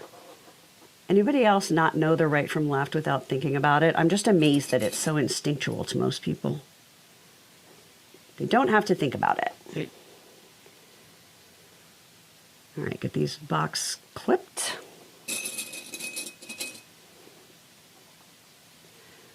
Okay, so they are both clipped. And I'm going to show you really quick. Uh-oh. So here's how I know left from right. L. My left hand, if I put it down or put it on my, you know how they do, little loser. If you put your hands down on your lap, I do this when I give directions. My husband laughs at me. I still mess it up sometimes. But yeah, if you look, the one that makes an L, that's your left. That's how I live my life. But if that's one of my bigger problems, it's okay. Hold on, I gotta wake up my, come on. Okay. All right, to make sure I didn't hang up on you. All right, so we're gonna use our leader. Now, when you put it down, just make sure everything's straight and it isn't angled, which again, for this size, if it's slightly off, it's not gonna be a huge deal. It's such a little project, but this is the same technique that you would use for larger bags, so it's just good to get in the habit of doing it correctly. I got that straightened out, use my scissors, and we're just going to get these 4 sewn up.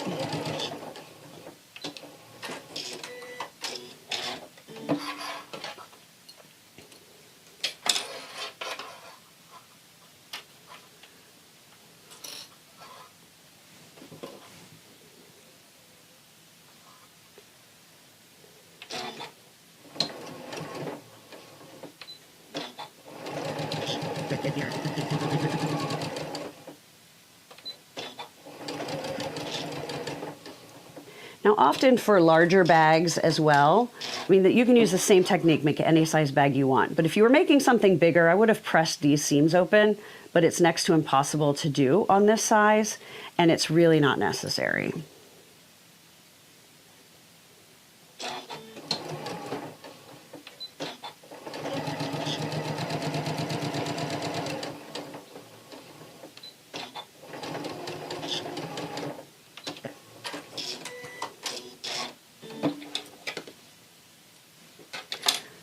So Helen, how many chicks did you deliver? Are you selling these chicks? Are you giving them to people? I'm very intrigued by this. My sister bought a house in Charlotte, North Carolina 2 years ago, and they inherited chickens in a chicken coop, and everybody was shocked. They're like, because my sister does not look like someone who would love chickens or raising chickens, but they do. And her little grandson, he just turned 2, he loves them. He wakes up from a nap. I was just there last month. He wakes up from a nap and his eyes are barely open. He just starts rattling off everything he wants to do. Cluck, cluck, book, ball hoop. That means basketball. He likes to play basketball, but he calls it ball hoop. So funny. Apparently they now have snakes, so I left just in time. All right, we're back to the workstation. We have our 4 corners sewn. You know about my sister's chickens, and now we are going to turn this right side out through the space that we left open.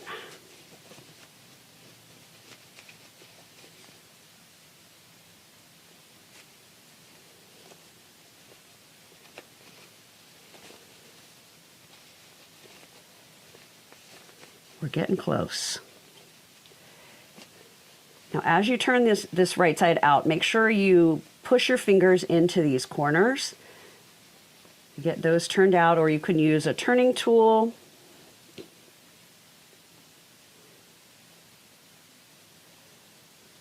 Now, I don't know if chickens eat snakes, but I know they've had at least 2 snakes with eggs in their bellies, and then they can't get back out of the chicken coops. And I do not like snakes. When my son was little, I couldn't even read the reptile books to him. They give me the shivers and the creeps so bad. Maybe I was killed by a snake in a past life, if that's a thing. Okay, so we have pushed out these corners. Now I'm just going, you have 2 options with this. If you like to hand stitch, you could hand stitch that opening closed, and then your bag would be reversible. I don't want to hand stitch, so I'm just going to take this to the sewing machine real quick and stitch that closed.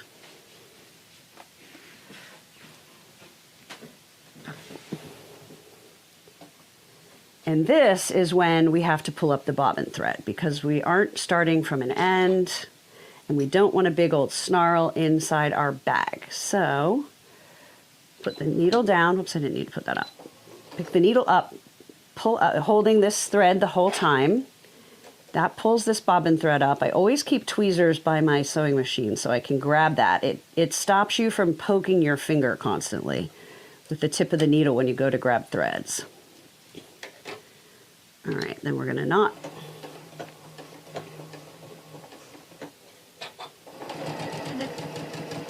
And I always go a few extra stitches before letting go of that, the 2 threads that I'm holding, just so the bottom doesn't pull it under and foil my efforts to not have a bird's nest on the back.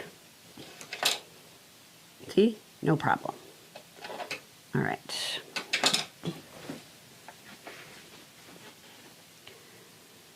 Okay, I gotta make sure I zoomed in. I gotta make sure I'm staying on camera.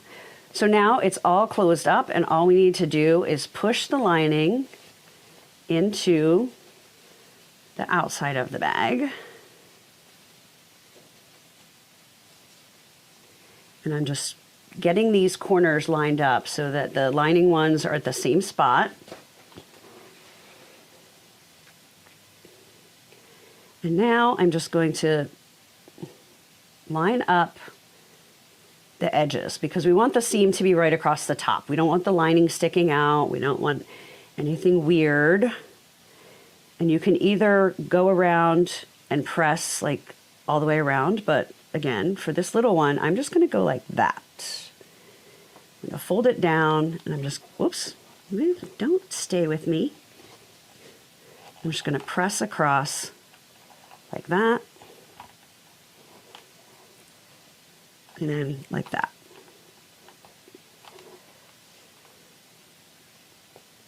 So we have a nice crisp top. Now we can be done. Or you can edge stitch this. So for this one, I stitched all the way around the edge just to make sure it stayed. And on this one, I didn't. I don't know how much of a difference that is really going to make. So again, I would just decide based on the aesthetic that you like, and again, how many you're going to make. If you're making 20, if I make these for my brother's house, I'm not stitching along there for everyone. I will just be doing them like this because it's a lot faster. Oh, also on this one, I put a little tag in there. If you want to add a tag, what I did with this one was I just put it in when I sewed the opening shut. Or you can sew it in when you sew the lining. So there are 3 little baskets all ready to go, and have a very happy Easter. Today, I'm going to show you how to make a wine gift bag with a drawstring. I'd previously done a tutorial for how to do a reversible wine bag where you would just tie a bow around it, but I've had a couple requests for how to do it with a drawstring. This is going to have a box bottom, which makes it nice and easy to put together. It is going to be lined, but it isn't reversible because the drawstring comes out on one side. So let's get started. Let's talk about the supplies we need to make this drawstring wine bag. First, you're going to need your basic sewing supplies, a ruler, cutting mat, rotary cutter. I also like to use this little square. I'll show you what we're going to use that for in a moment. Pins or clips, totally up to you, whichever you prefer. I'm going to do most of my sewing with white thread, but then I also do like to match my top and bobbin threads to my fabric so that when we're sewing the drawstring channel, it kind of blends in and doesn't stick out from the fabric. Then we need a safety pin and some cord, or you can also use twine or ribbon, totally up to you what you want to use. Finally, you're going to need a heat erasable pen, or you can also use chalk. I am just a huge fan of these and think every sewist should have that in their stockpile. Oh, also a seam ripper. So let's move some things and I will show you how to get started with the fabrics. For each wine bag, you're going to need 4 pieces of fabric. Each are 6.5 inches wide by 16 inches tall. This will make the bag stop basically at the top of an average wine bottle. If you want it to be taller, just make it 17, 18, however many inches, just add inches here, not to the width. If you are using a directional fabric, make sure your direction is going up and down in the long direction, because if we had cut it the other way, we would have flowers going sideways on the wine bag. Not quite as nice. This is going to be the lining. I just decided that I wanted my lining stripes to be going horizontally. They could also go vertically. So take direction into consideration when you are choosing your fabrics. Now I'm going to place these right sides together, making sure the direction is the same. So we don't want one side to have the flowers upside down and one side to have them right side up. We want them in the same direction. And then we are going to place them right sides together. Now, because this is the top, I'm going to flip it around so it is easier for me to draw and cut out the notches that we're going to be doing for the boxed bottom. There's 2 ways to do boxed bottom. You can cut notches, you can just sew it together, flatten it, and then cut the bottom. But for this project, we are going to do it this way. We're going to cut out a 1.5 inch square from both sides on the bottom of the fabric. And I say bottom because, again, I'm using directional fabric, so I have to be very aware of the direction so that I don't have flowers upside down on my finished wine bag. So I'm just using this heat erasable pen, drawing these 2 squares, and then I'm going to take scissors and I'm going to cut that out. Do you have a preferred way to make box bottoms? Either basically pre-cutting it or doing it after you have sewn your bag together? Let me know in the comments what you prefer. I kind of go back and forth, but I do like this way because it's going to make it really easy in the step where we're putting that box together. So this is the outside, and I'm just going to use clips, and I'm going to clip this together. We are going to sew both of these long sides and across here. We are not going to sew in these notches yet. We are not going to sew across the top. Now I'm going to do the same thing with my lining fabric. I'm going to put right sides together. I'm going to draw the little notches that we need to cut out to make that box bottom, and then I'm going to cut those out. I prefer to cut these notches with scissors because if you use a rotary cutter and overcut a little bit too much, you may cut into part of the bag. So I prefer to have it not as perfect, but not go past these points. Now, because this is the lining and the way we're going to put this together, I want to make sure on one of the long sides, I leave about 3 inches open for turning. And I like to do that about 1.5 inches to 2 inches up from the bottom where the notch starts. So I'm just going to draw a line there and there. That's 3 inches apart so that I know not to sew this section. Now I'm going to clip this together and then we will get this to the sewing machine. Now I'm going to sew with a 1/4 inch seam.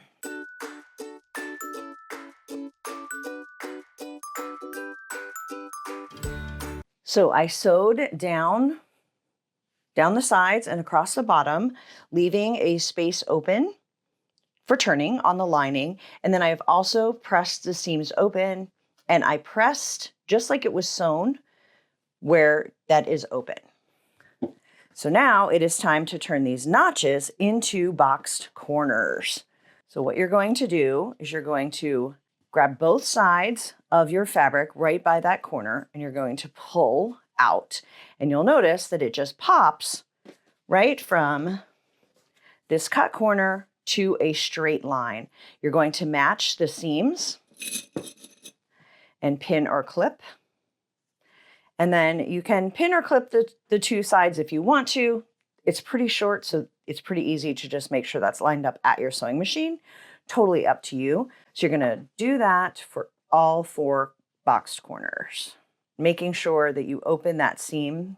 This is why I really do like to do box bottoms like this if you're going to have seams on both sides, because it just automatically lines right up. You don't have to flatten it, make sure things are straight. When I did the reversible wine bag, we did the box bottoms a little bit different because we used one piece of fabric for the outside and one piece of fabric for the lining, and we just folded it over, so there was only one seam.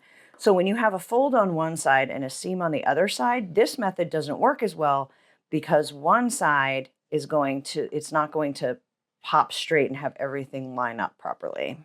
Now I'm going to take this back to the sewing machine, and we're going to sew with a 1/4 inch seam along all 4 of those box bottoms. Moving right along, we have our 2 bags sewn together, so the lining and the outside. Now we are going to leave the lining wrong side out. We are going to turn the outside right side out, and then I'm going to put the outer fabric inside the lining fabric, and we are going to line up the seams on both sides. You don't have to be super precise down here. We're focusing on this top edge, which is what we are going to sew together next. So I'm just going to start by matching the seams. And then you're just going to match this raw edge and pin or clip around. It's this edge that we're focused on. Now I'm going to take it back to my sewing machine. I'm going to sew all the way around. Don't have to leave any opening because we have the opening down here in the lining for turning. I sewed all the way around the top, leaving no opening. Now I'm going to find the seam that has an opening in the lining, and we are going to turn this right side out.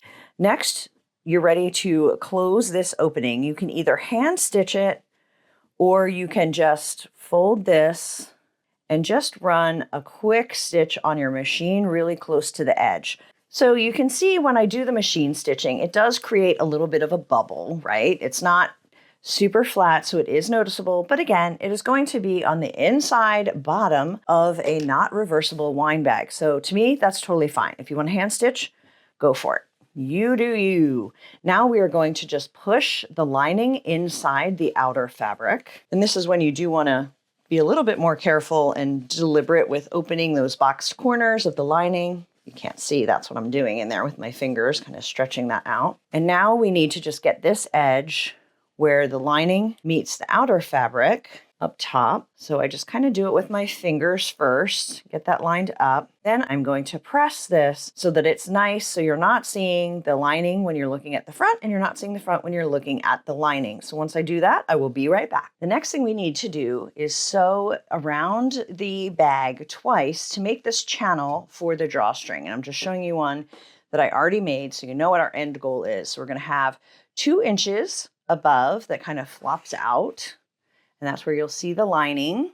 And then we're going to sew 3/4 inches down from there.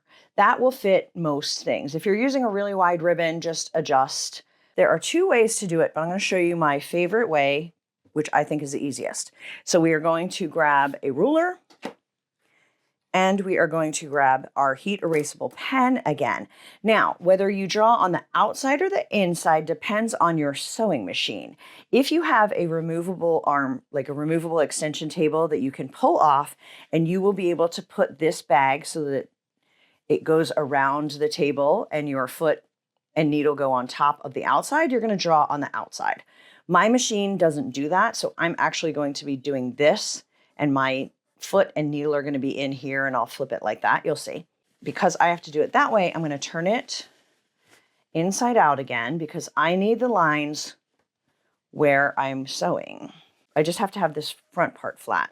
So I'm going to line it up on my grid because my ruler is 1.5 inches and I need to mark down 2 inches. And I'm going to draw a line. Now don't freak out because what's beautiful about these pens is you can see it great to sew on. And then once we've sewn, we're just going to use heat of an iron and that is going to disappear like magic. I absolutely love these pens. Highly recommend you get the variety pack with multiple colors if you don't have any of these, because sometimes colors like this doesn't show up well on a navy blue. So then I use the red because that will show up better. Because I want the stitching to just blend in with my fabric, I'm going to change my top thread to yellow. This is my best match for this. And I'm going to use this color in the bobbin that's going to disappear into the outer fabric. And that is only because of the way I'm having to sew, where I'm going like this. If your machine allows the machine to go in here and the top is here, you would put this on your top thread and whatever matches your lining as your bobbin. I'm going to start with the line closest to the top edge, just before a seam. And because the knot is going to be on the outside of my bag, I'm going to be more careful about how I start and stop here. So I'm going to line this up, put my foot down. I'm going to put my needle down and I'm going to be holding the thread, pick the needle up, and then I'm going to give it a little pull so that I can get that bobbin thread pulled through. Sometimes it doesn't come very far, so I'm going to grab tweezers, just pull that through. Now I have both the bobbin and the top threads in my hand. I'm going to put them under the foot and I'm going to hold them kind of tight while I start. And since I do need to go forward and back, I'm not going to really knot. I'm just going to do the forward and back right now over that seam. Now I've gotten to the second seam, so I want to make sure I remember to go forward and back just to really attach the stitches that are under the seam. Now I'm going to do the same exact thing on the second line. Again, pulling that bobbin thread up, doubling back over the seam, doubling back over the second seam as well. Now the lines we drew are still there, so all we need to do is hit those lines with a little bit of heat, just so that you can see it better. I'm going to turn it inside out again. And you might have to hold the heat on there a little bit longer when the lines are under thread and stitch marks, but it goes away really quickly. So now I'm going to turn that right side out again. And now we are going to very carefully open our drawstring channel. So what you're going to do is you're going to take your favorite seam ripper and you're going to very carefully pull out the stitches in the outer fabric in between these two stitch lines. Now you don't want to just jam in there because we do not want to pull out the stitches in the lining seaming, which are just below the stitches in the outer stitching. So careful, careful, and slow. So just slip that in there. You can push forward a little, but you can't go all the way because you don't want to rip this either. So you're just going to start to open it and then just grab one stitch at a time. So now we have our opening on the one side for the drawstring, and now we're just going to do the same thing on the other side. As I mentioned before, I'm going to use white nylon paracord, I believe they call this. So grab whatever you want to use for your drawstring and cut 2 pieces that are 19 to 20 inches long. Now I love this, but one thing you will notice if you work with it, I'll put it over the fabric so you can see it, is it will fray, but you can melt it because it's nylon. So I'm just going to take a Bic lighter, be really careful if you use fire, and just hold that flame on the end and you can see it melt. So now they're going to be good to go. Now we're going to take a safety pin. I'm just using a quilting safety pin. You can use a regular size as well. Put it through whatever drawstring you're going to use.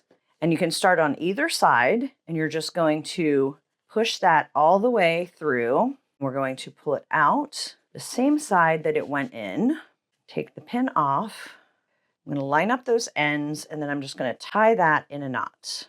But you'll see with the 19 inches, your bag can lay flat and your drawstring is still going to be out. Now we're going to do the same thing with the second string, but you're going to start on the opposite side. So you're going to start and end on the side that doesn't have string coming out of it now. And now your bag is done. So you're just going to put that in there, and then you grab both sides and pull. If you keep tissues on you, would you rather carry this pack or this pack? I'm going to guess that if you sew, you're going to want the prettier one made out of fabric. And all it takes is 2 scraps of fabric to make this beautiful tissue holder with a cute little trim. So I'm going to show you how to do it, but there's one option that you have in making this. So these are made from the same size fabric. This one, I didn't make little box corners, so it sticks out a little bit more. This one, I added that boxed corner, so it's a little bit more finished and polished, but it does take a little bit more time. So if you're making a lot of them for stocking stuffers, teacher gifts, etc., and you just want to crank them out, I would go with this way, because if people don't see this, they're not going to know. Or if you just really want to add that extra touch, I'm going to show you how to do that too. Let's get started. The first thing we need are 2 pieces of fabric. They are both 5.5 inches high with a 1 inch difference in the width. 6.5 inches wide and 7.5 inches wide. The wider one is going to be the lining. So you need a little bit extra to do the lining and this super cute little trim. So just remember, whatever you want to be the main print of your tissue cover is the smaller piece. And then whatever you want to have on the inside and this trim accent piece is going to be the larger piece. Then we're simply going to line up one of these edges. We're going to sew straight down there. It's going to buckle a little bit because again, they're not the same length. We're going to sew that other side as well. All right, once you have that sewn together, you'll see this part's straight. This has got a little loop, so it's almost like a little cave. We are going to turn it right side out. And I don't press the seams open. I just kind of make sure they kind of fold in the same direction all along the seam, usually towards the smaller fabric. And you're just going to get it flattened and kind of adjust it left and right so that these 2 sides are going to be even, because that is going to be the accent. We're basically making the opposite of this one. So this is going to be our main fabric we'll see, and this is going to be the lining. Once you get that done, you're just going to give it a little press. The next step is we are going to fold it so that they meet right in the center. And you can really eyeball that if you want to measure it. You can mark the center, but I have found that just folding these in, you can really get a good feel for it without that extra step. Then I just finger press this. I'm going to grab a pin and I'm going to pin each side just to make sure that it is staying. And now we're going to take that back to the sewing machine. Let's get these 2 seams sewn just with a straight stitch, 1/4 inch from the edge, and I'm going to double back where they meet because that is going to be your stress point for your tissue pack as you're putting full packs of tissues in and out of this holder. And now I'm just going to repeat on the other side. So I took my scissors and I trimmed that so there's not a bunch of threads. And now we are going to put it down and do a zigzag stitch. I have mine set at 4.4 wide and about a 1.5 stitch length because we're not doing applique, we're just edging this seam. Now, I'm also going to grab a little piece of fabric because sometimes when you want to start right on the edge and you have like a couple layers, sometimes it kind of gets stuck. So I have found that putting another piece of fabric, so I'm going to butt that right up next to it, and I'm going to put that under my foot so that those feed dogs have something to grab onto that isn't part of what we're doing, but it's going to help everything move a little bit more smoothly. I think they call it a guide fabric. There's some term for it, but I can't remember exactly what it is. Look right here, I'll look it up and I'll put it on the video. Let's do a little ziggy zaggy. That little piece of fabric worked great. You'll see it did not end up attached to the tissue at all. We have a beautiful zigzag that's going to help with any fraying. Just going to cut those threads off and I'm going to do the same thing on the other side. So this can be done. We can just turn it right side out, push those corners out, and we can have a great tissue cover. But I'm going to show you the next step if you want to make the boxed corners like the original one that I showed you. So to do this boxed corner, we're going to pull this fabric out and make a triangle here.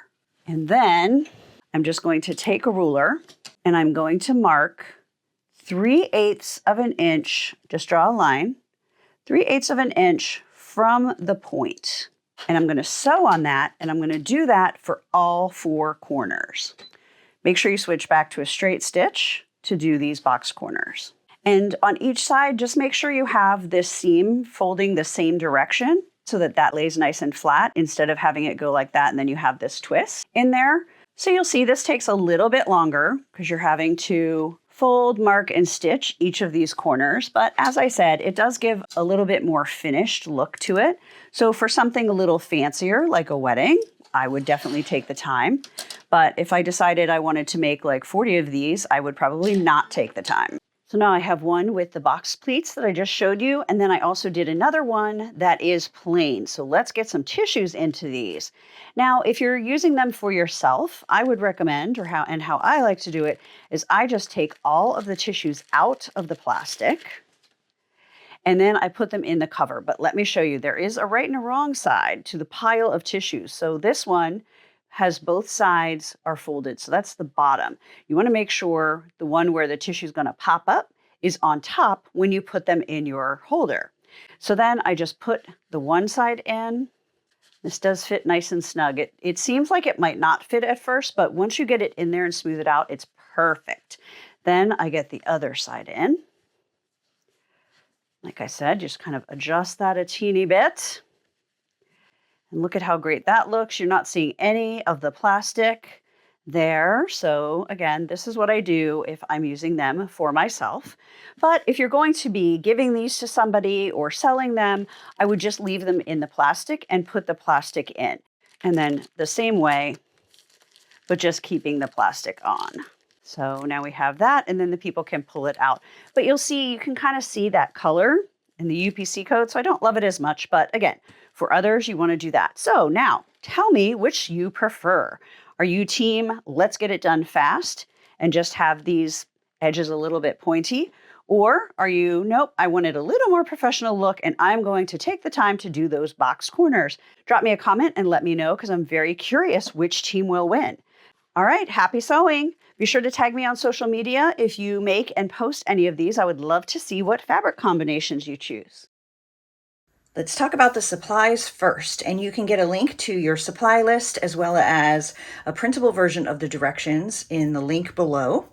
So the first thing you need is 4 10-inch squares. So 2 for the inside and 2 for the outside. I'm going to be using my Gnomes in Love fabric for this demo.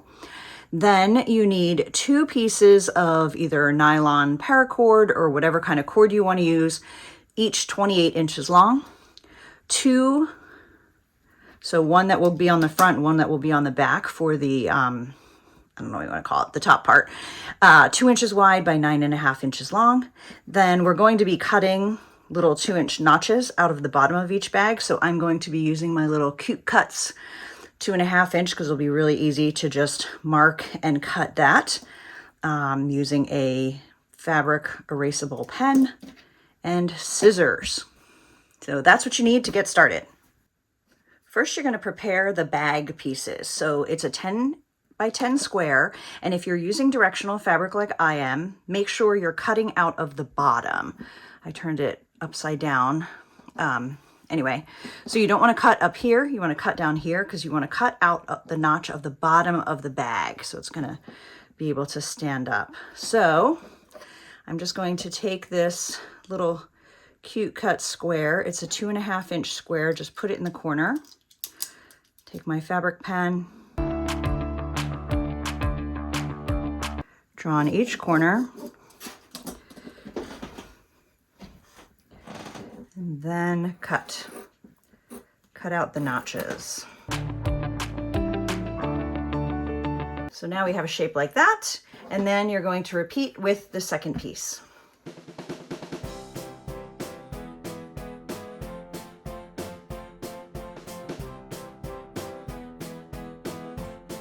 Now we're going to prepare the drawstring channels, which are our 2 pieces, 9.5 inches long by 2 inches wide. So we're going to turn them right side down, and then we're just going to press about 1/4 inch on each end.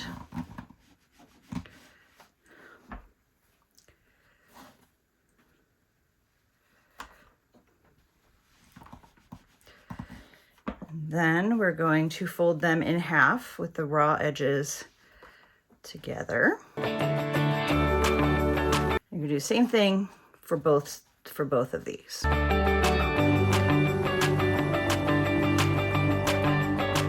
right, so those are ready. Move on to the next step. Now that we have the drawstring channels pressed and ready to go, we are going to take them and clip them with the raw edges at the top of the outside fabric, bag fabric. So whichever fabric you want on the outside, you're going to clip these or pin just like this. And then you're going to sew across that top raw edge with an 1/8 inch seam. It's really just to tack it down for when, so it's in place for when we put the whole bag together. Now, it's very important. So on this, I've decided to use 2 different fabrics for the drawstring channel just to make it a little bit more fun.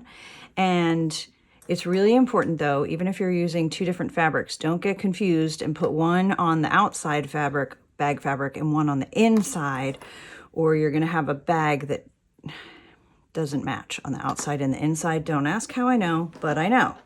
So we've clipped that, and now I'm just going to take it and run a 1/8 inch stitch at an 1/8 inch from the raw edges, and I'll be right back. So now I have the drawstring channel tacked onto the outside fabric. So when it folds up, it's going to go like that. And now I'm going to put these right sides together, just lining up all of the edges.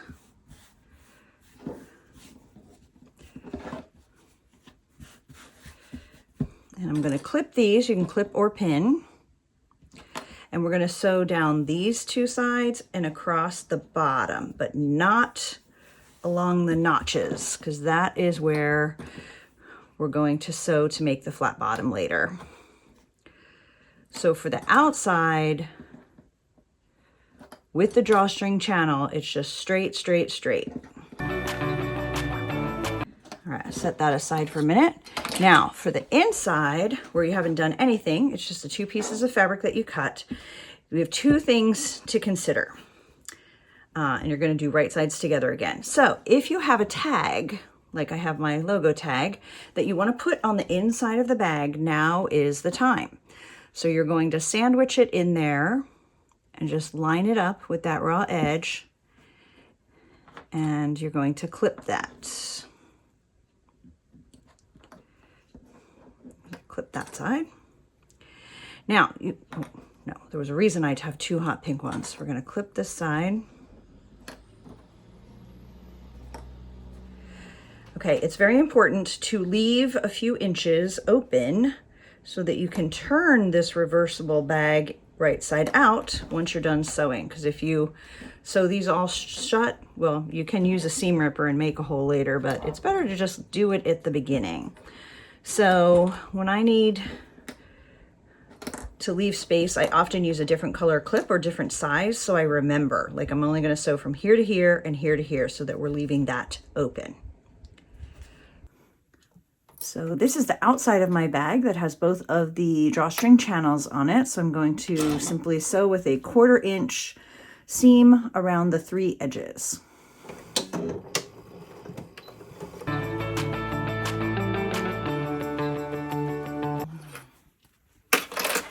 Now I'm going to sew 1/4 inch seam on the inside, leaving this space at the bottom open for turning.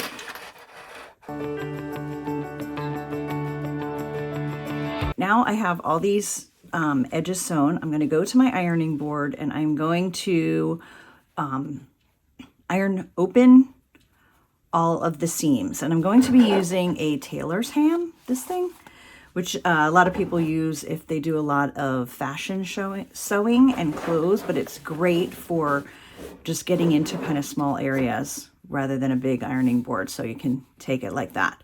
So I will be right back after I get these ironed open and we'll do the next step. All right, now I've pressed open the seams on both the outer and the inner part of the bag. And on the inner part where we had left a piece open for turning, I still pressed it so it looked like it was sewn, because that's going to make it really easy for you to slip stitch that when we're all done and nobody will know where you turned, like the bag came together like magic. Now the next thing we need to do is make these box corners for the bottom. So this is the area that we cut out in the beginning, and we're just going to take the corners of the cut, pull it out flat. I'm going to line up these seams,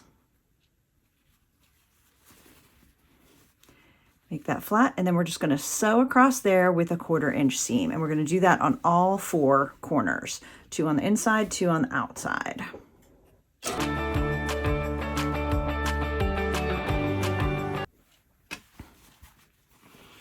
Okay, we're getting close. Now we have 2 little pouches, the outside and the inside. Now I'm going to turn the inner lining right side out.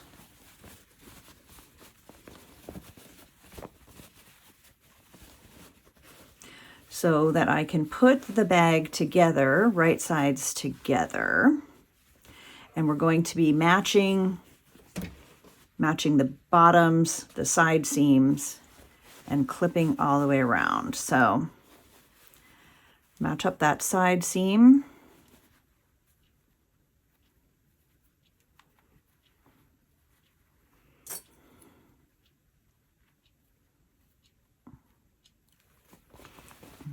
And I always just kind of loosely put it in and then start by matching both of the side seams.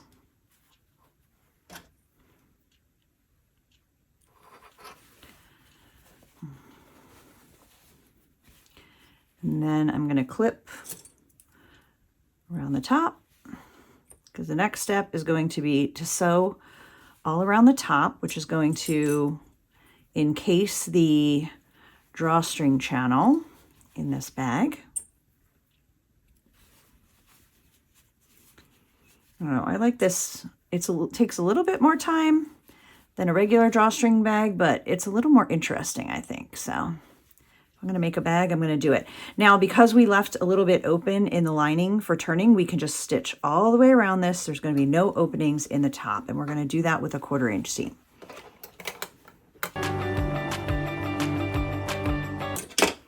All right, so we've sewn all around the edge, and now we're going to turn it right side out through that hole that we left in the lining. Now, to put less strain on the edges of that lining area that we left open, I like to make sure I start by getting it flipped over. Does that make sense? So kind of turned. And then just gently pull that through.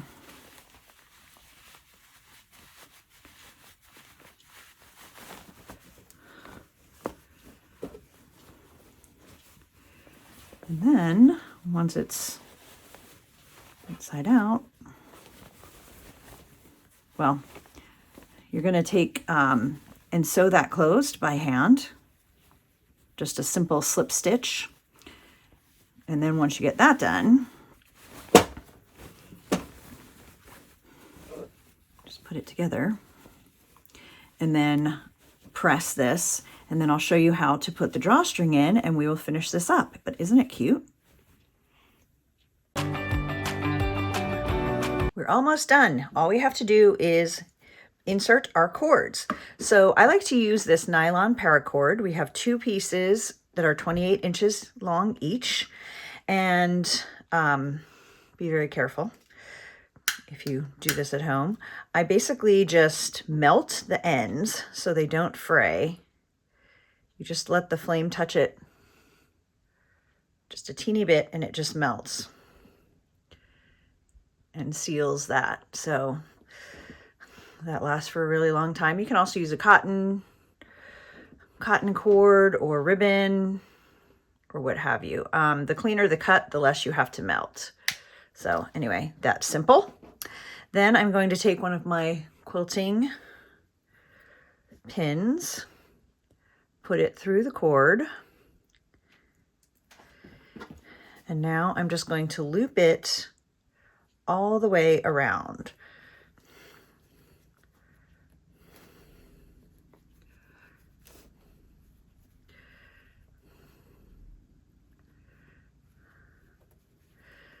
Now I chose not to stitch along the edge of that. Remember we, at the very beginning, we ironed that under about 1/4 inch. I just like the cleaner look, but it does make it a little trickier when you're putting your cord through. You just have to make sure your pin doesn't go under that flap. All right, so we went through the one side, now we're going to go through the other.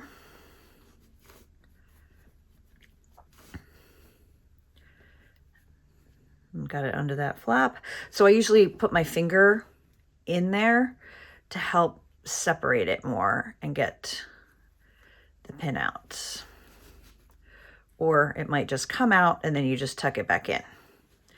You got to see all the things that could happen. All right, so I got it through all the way around and through. Now I'm going to take the two ends, pull and even that out, and then just put a knot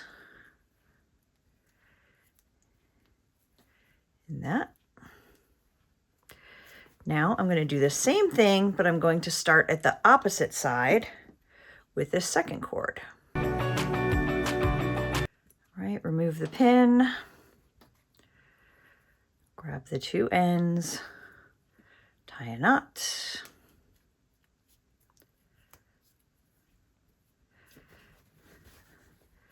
And then just even that out. So now we have our double drawstring, and it's really cute.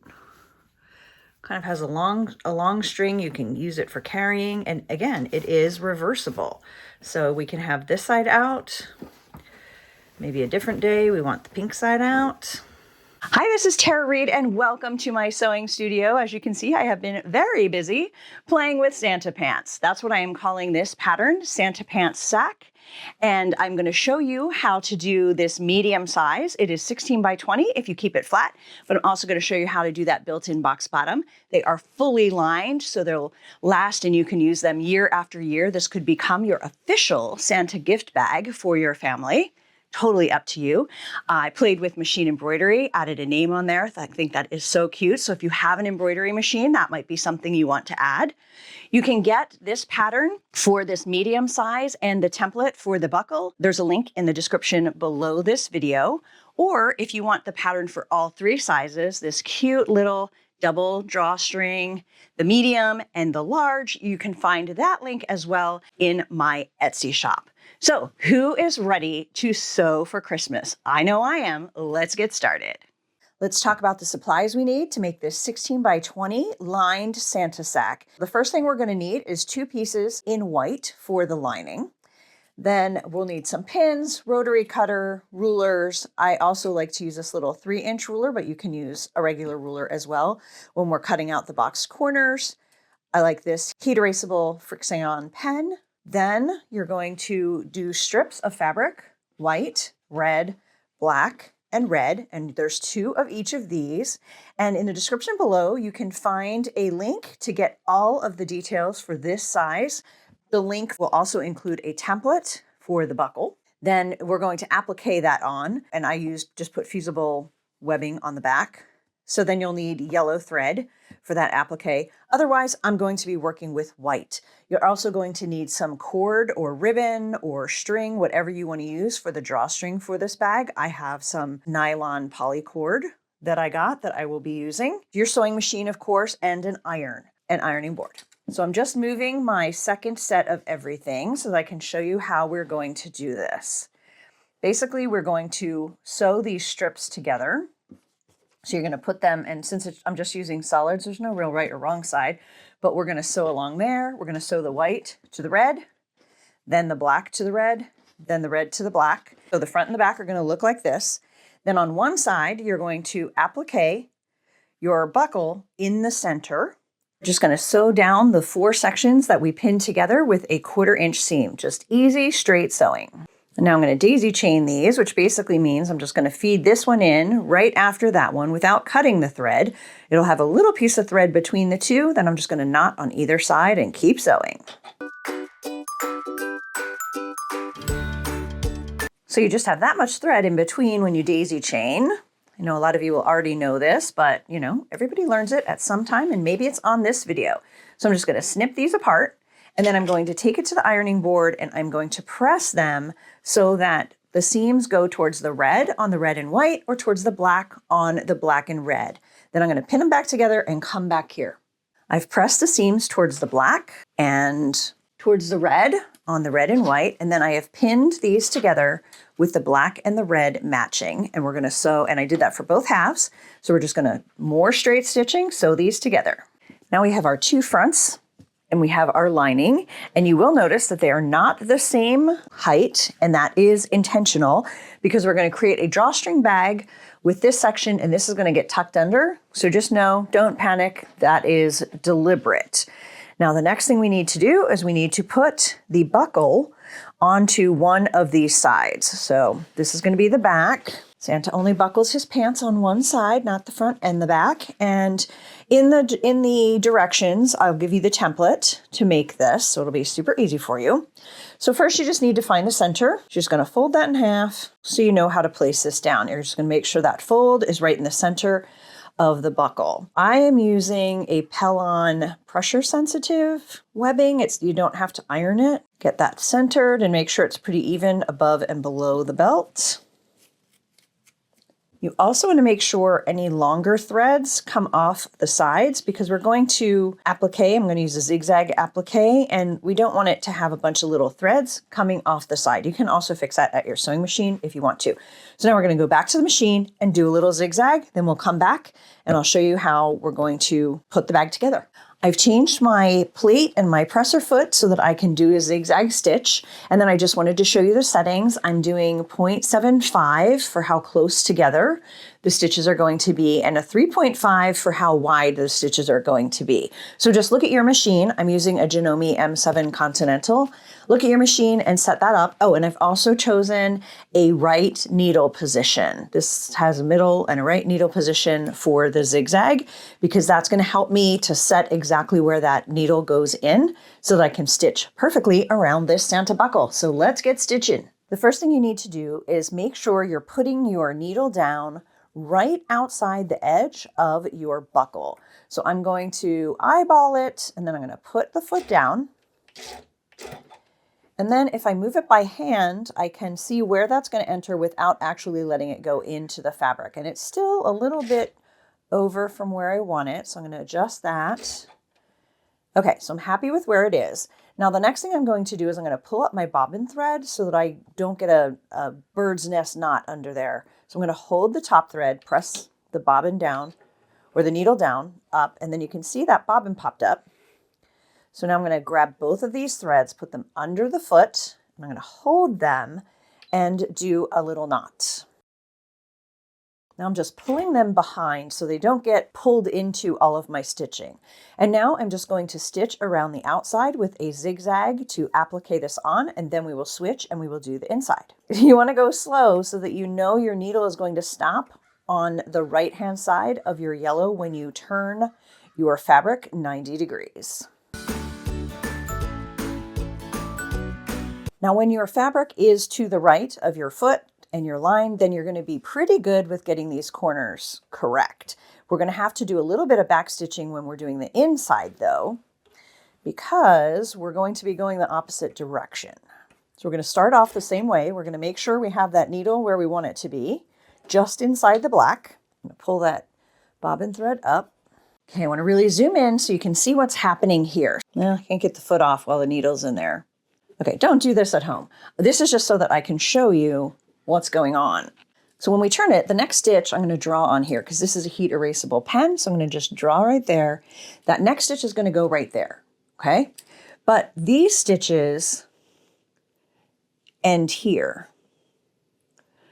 So you can either just go for it and go on and have this gap of the width of your stitches in your applique, or what I'm going to do is I'm going to backstitch to this line and then keep going. So you do need to do that on each corner when you're doing the inside of your Santa belt. I'm going to start by going in reverse, probably 3 stitches. So now I'm going to go forward and we're going to do the same thing at this next corner. So have you done applique before? Do you love applique? Are you not sure about applique? This is pretty easy, just straight lines. Great introduction if you've never done it before, but let me know in the comments. How do you feel about it? What's your expertise? Do you want to see more of it? Let me know. And when we get back to the beginning, you're just going to go to the end, not just to the end of the black, but to the end of the stitching so that you have nice blocks of stitching around there, and then you can knot that off. Now we have the front of the bag done and the back of the bag done. So this is going to be the outside and some lint. That's going to be the outside, and then we still have our 2 pieces of white. Next, you need to decide, do you want to make a box bottom bag or do you just want to do a simple bag where you're going to sew around and whatever you put in the bag creates the shape for it? If you want to do the simplest way, then what you're going to do now is you're going to pin or clip these together, right sides together, and you're going to sew all 3 of these sides, leave the top open. Then you're going to take the lining, you're going to sew down and here, leaving space open at the bottom for turning. So that's if you're doing the simplest. But I'm going to show you how to put a box bottom on this. So just skip ahead to the next step if you've decided, nope, you don't want to do that. So I'm going to take a little square ruler just because it's nice and handy. And we are going to draw and cut out a 3-inch square on each corner. So I have these layered together. So I'm going to cut both halves at the same time. We're going to do it to the front, and the outside, and the lining. And this is going to give us a 6-inch box bottom on the bottom of our bag. So if you want it to be smaller, if you want 5 inches, you're going to do 2.5-inch square. See how that math works? It's double. The width of your box bottom is double what you cut out. Now, what I often do is I'll use a rotary cutter most of the way, and then I will just take scissors and snip to that corner because I don't want to cut too far. I don't want to cut into what's going to be the corner of the bag. Before I move this and cut the bottom out of the lining, I'm going to pin this together. And for the outside of your bag, we're going to sew both sides and straight across the bottom. You don't do anything here. We're going to do that later. So now I have my 2 lining pieces together, and I'm going to do the same thing. We're going to cut the 3-inch box bottom out of the bottom corners. Okay, and just like the other one, we're going to pin these 3 sides together. We want to make sure we leave a few inches of the bottom of the lining open so that we can turn this project when we get it sewn together. One thing I love about this project, it is all straight stitches. So it's a great beginner project, pretty quick and easy. So now we're just going to do the straight stitching. I'm going to be doing the outside first. So I'm going to go down, fully down both sides and across the bottom. Now you do want to make sure that the seam stays towards the black. So what I usually do is I just take scissors, or you can get a stiletto tool or something else, but scissors work great. I always have them next to my sewing machine, and I just press that down to keep my fingers away from that needle. Now we're going to stitch all the way across the bottom. We're skipping the cutout. Don't do anything with that yet. And now all the way up the other side. Now you do the same thing to the lining, but since it's white on a white machine, it's kind of hard to see. And because there's going to be a bit of pressure on this area when you're turning this rather large bag right side out, I'm not just going to do a simple knot. I'm going to go back and forth twice to reinforce that area better. Now we are going to make our box bottoms. So what you're going to do is you're going to open this up, the cut lines. You're going to match these 2 seams. And I like to put the seams to either side. So see how these seams are both going this way and these are going this way? That just decreases the bulk. And then you're just going to fold this out, match those raw edges. You're going to match those raw edges. And then you're just going to sew straight across there. So you're just going to sew straight across there with a 1/4-inch seam. So this is just a different way of making a box bottom. Instead of having these big points come out and then using a ruler and drawing a line and then trimming it, you can cut out a square in the beginning and then just pin them together, and you don't have stitching later. So you're cutting at one point or another, but this is the way I decided to show you on this project. So we're going to do this for all 4 box bottoms, the 2 on the outside and the 2 on the lining. Do you have a preferred way to do box bottoms? Do you like doing the cutouts? Do you prefer to have the point out here and draw a line? Have you tried both? Let me know what you prefer. I'm really curious. Next step, ironing and creating the drawstring channel. So we have our box bottoms, so you can see that it's going to stand up and be super cute. Now we are going to make the channel for the drawstrings. You're going to keep it wrong side out because we're going to be folding it in. We're going to fold down and press about 1/2 inch. So if you want to use a gauge, this basically is a ruler with a little slidey thing. You can set it to 1/2 inch. That's what we're going to do first. So we're going to fold this upper raw edge down 1/2 inch. And you can just kind of do that to get it started and then check it along the way. What I usually like to do is get it pretty much all folded down before I press. All right, so then I'll just move this gauge along and just make sure I don't have it too far down. And then you just want to make sure the back is pretty much the same. Now we're going to fold it down again. And this time we're going to fold it down 1 inch. So I'm just going to move my gauge to 1 inch. I'm eyeballing that. I'm using my gauge to double check. It's looking good. Now we're going to press that. Okay, now we're going to set that aside and we're going to do the lining. Now we're going to do a small hem on the lining, just not exactly like the front. We're just going to fold it down once, 1/4 inch, and we're going to stitch all the way around that. This is going to be tucked under the drawstring channel. And the reason that we're folding it down and sewing is so that as that drawstring moves around, as the bag is tightened and untightened and enjoyed, that the top isn't going to fray. So you're going to keep this the wrong side out. So you're going to be folding down towards the wrong side. So I've set my gauge to 1/4 inch just to make sure I'm pretty close as I'm ironing. You don't want to go too much. If you were to do 1/2 inch or more, this is going to stick out of the bottom of that drawstring channel. And I'm just going to run and do a quick stitch all the way around. And then I'm going to come back and I'm going to show you how to put the 2 halves together. We are getting close to done. Now we have the channel on the front, pressed twice and folded. We have folded over and sewn the lining 1/4 inch.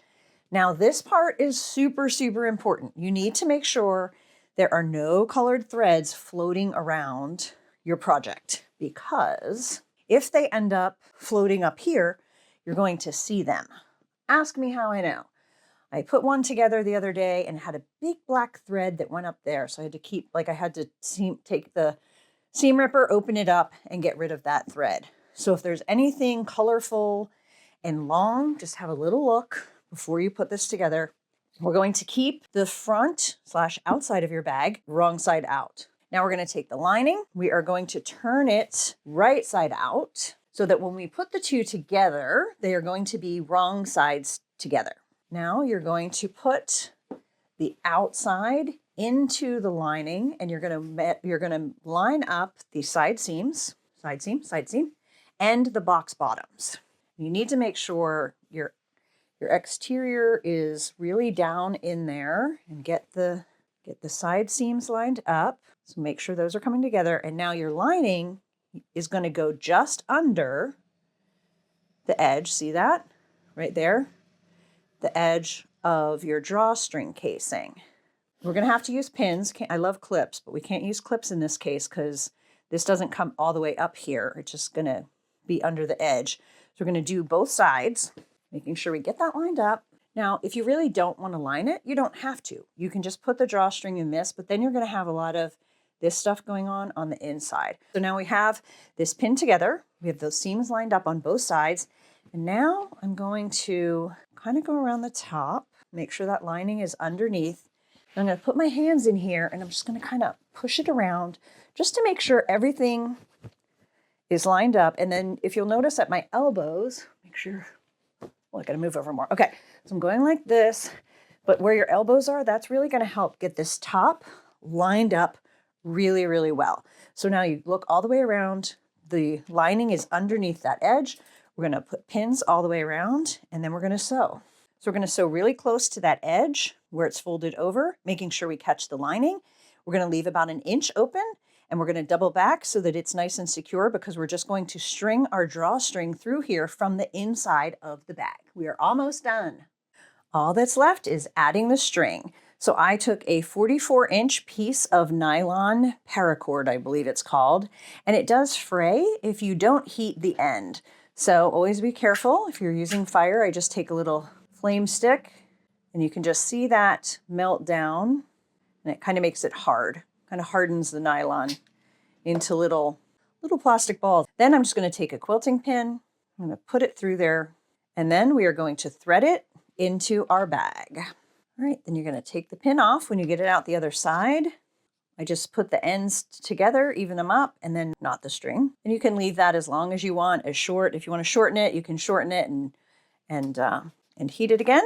You want to make sure that it can open as wide as it can go before it reaches the knot. That's the main thing. Always have a little bit of extra. So now, look at that. It is ready. Put the gift in there, pull that string, and you have a great Santa gift bag. If you make one of these and share it on social media, be sure to tag me. I love to see what people do with projects that I share.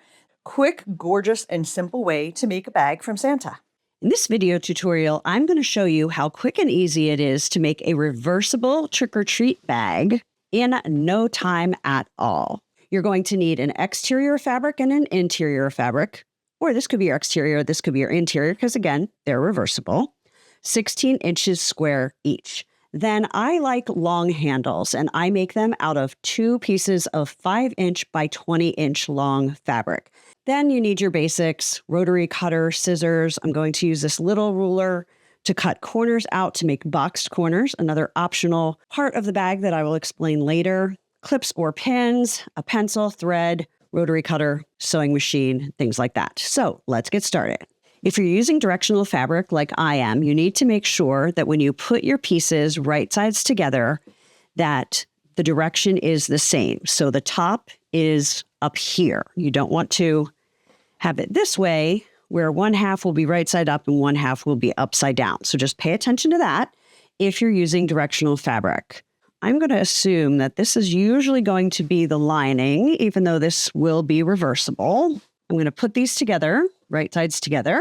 And then in the bottom corners, I'm going to draw a box that is 2 inches in each corner. This is one way to make boxed corners, which basically makes a bag that has a base to it and stands up on its own. You want this to be even faster. You can just make a flat bag. It will hold plenty of candy for your little trick-or-treaters or whatever you want. But I just like to give the bags a little bit more shape. So I have drawn these, and then I'm just going to cut these corners out. Then I'm just going to clip the sides. And since I'm treating this one as the lining, I'm also going to put 2 pins along the bottom so that I remember to leave this space open for turning. So we're going to sew down this side, just this section, then this section, and then up this side.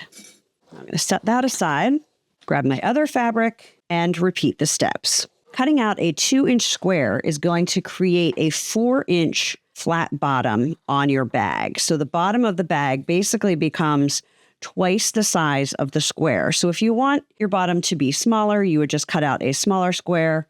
And if you want it to be larger, you would just cut out a larger square.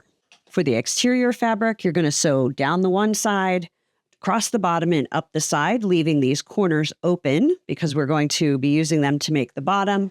And as I said in the beginning, I'm showing you how to make a quick and easy trick-or-treat bag.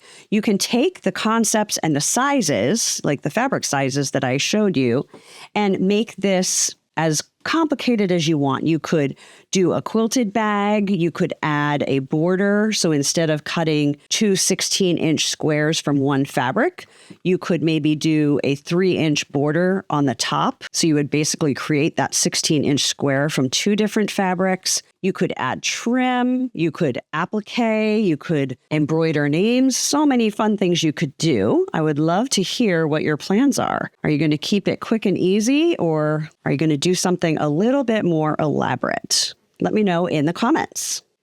Now that we've sewed the side and the bottoms, we are going to press these seams open. They don't have to be pressed open perfectly, but it just makes it a little bit nicer of a finish. Now on the lining fabric, or the second fabric, if you're keeping this reversible, you are going to want to press this seam and press the unsewn part so that it is even.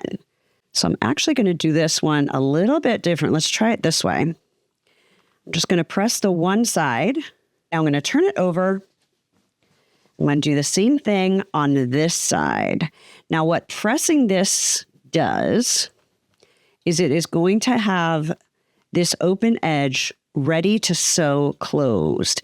Now, if you really want this to be a perfect bottom and nobody's going to know which side you created as the inside or the outside, when you go to sew this together, you can just do it by hand. Since it is the bottom of a trick-or-treat bag, if you don't care, you can just sew really close to it with your sewing machine. So this is where we cut the corner out of our original squares. So you're just going to grab that where that corner is cut on each side of the bag. So pinch one, pinch another one, and just pull it straight out. The lines will go straight across. You're going to match the seams. Put a little clip in there. And if you want to put 2 more clips just to make sure that this stays lined up, that is not going to be a bad idea. And then we are just going to sew straight across 1/4 inch from that raw edge to make that boxed corner. And you're just going to repeat the process on the other side and then also do the same thing for the lining. Now there's many ways to make handles. You could fold it in half, sew it, flip it, press it, but I want this handle to be a little bit more sturdy. I'm going to fold this in half. Now, if this was a printed fabric, you would be doing this wrong sides together. So the printed side would be out. Then I'm going to open it up. I'm going to fold and press each long edge into that first seam.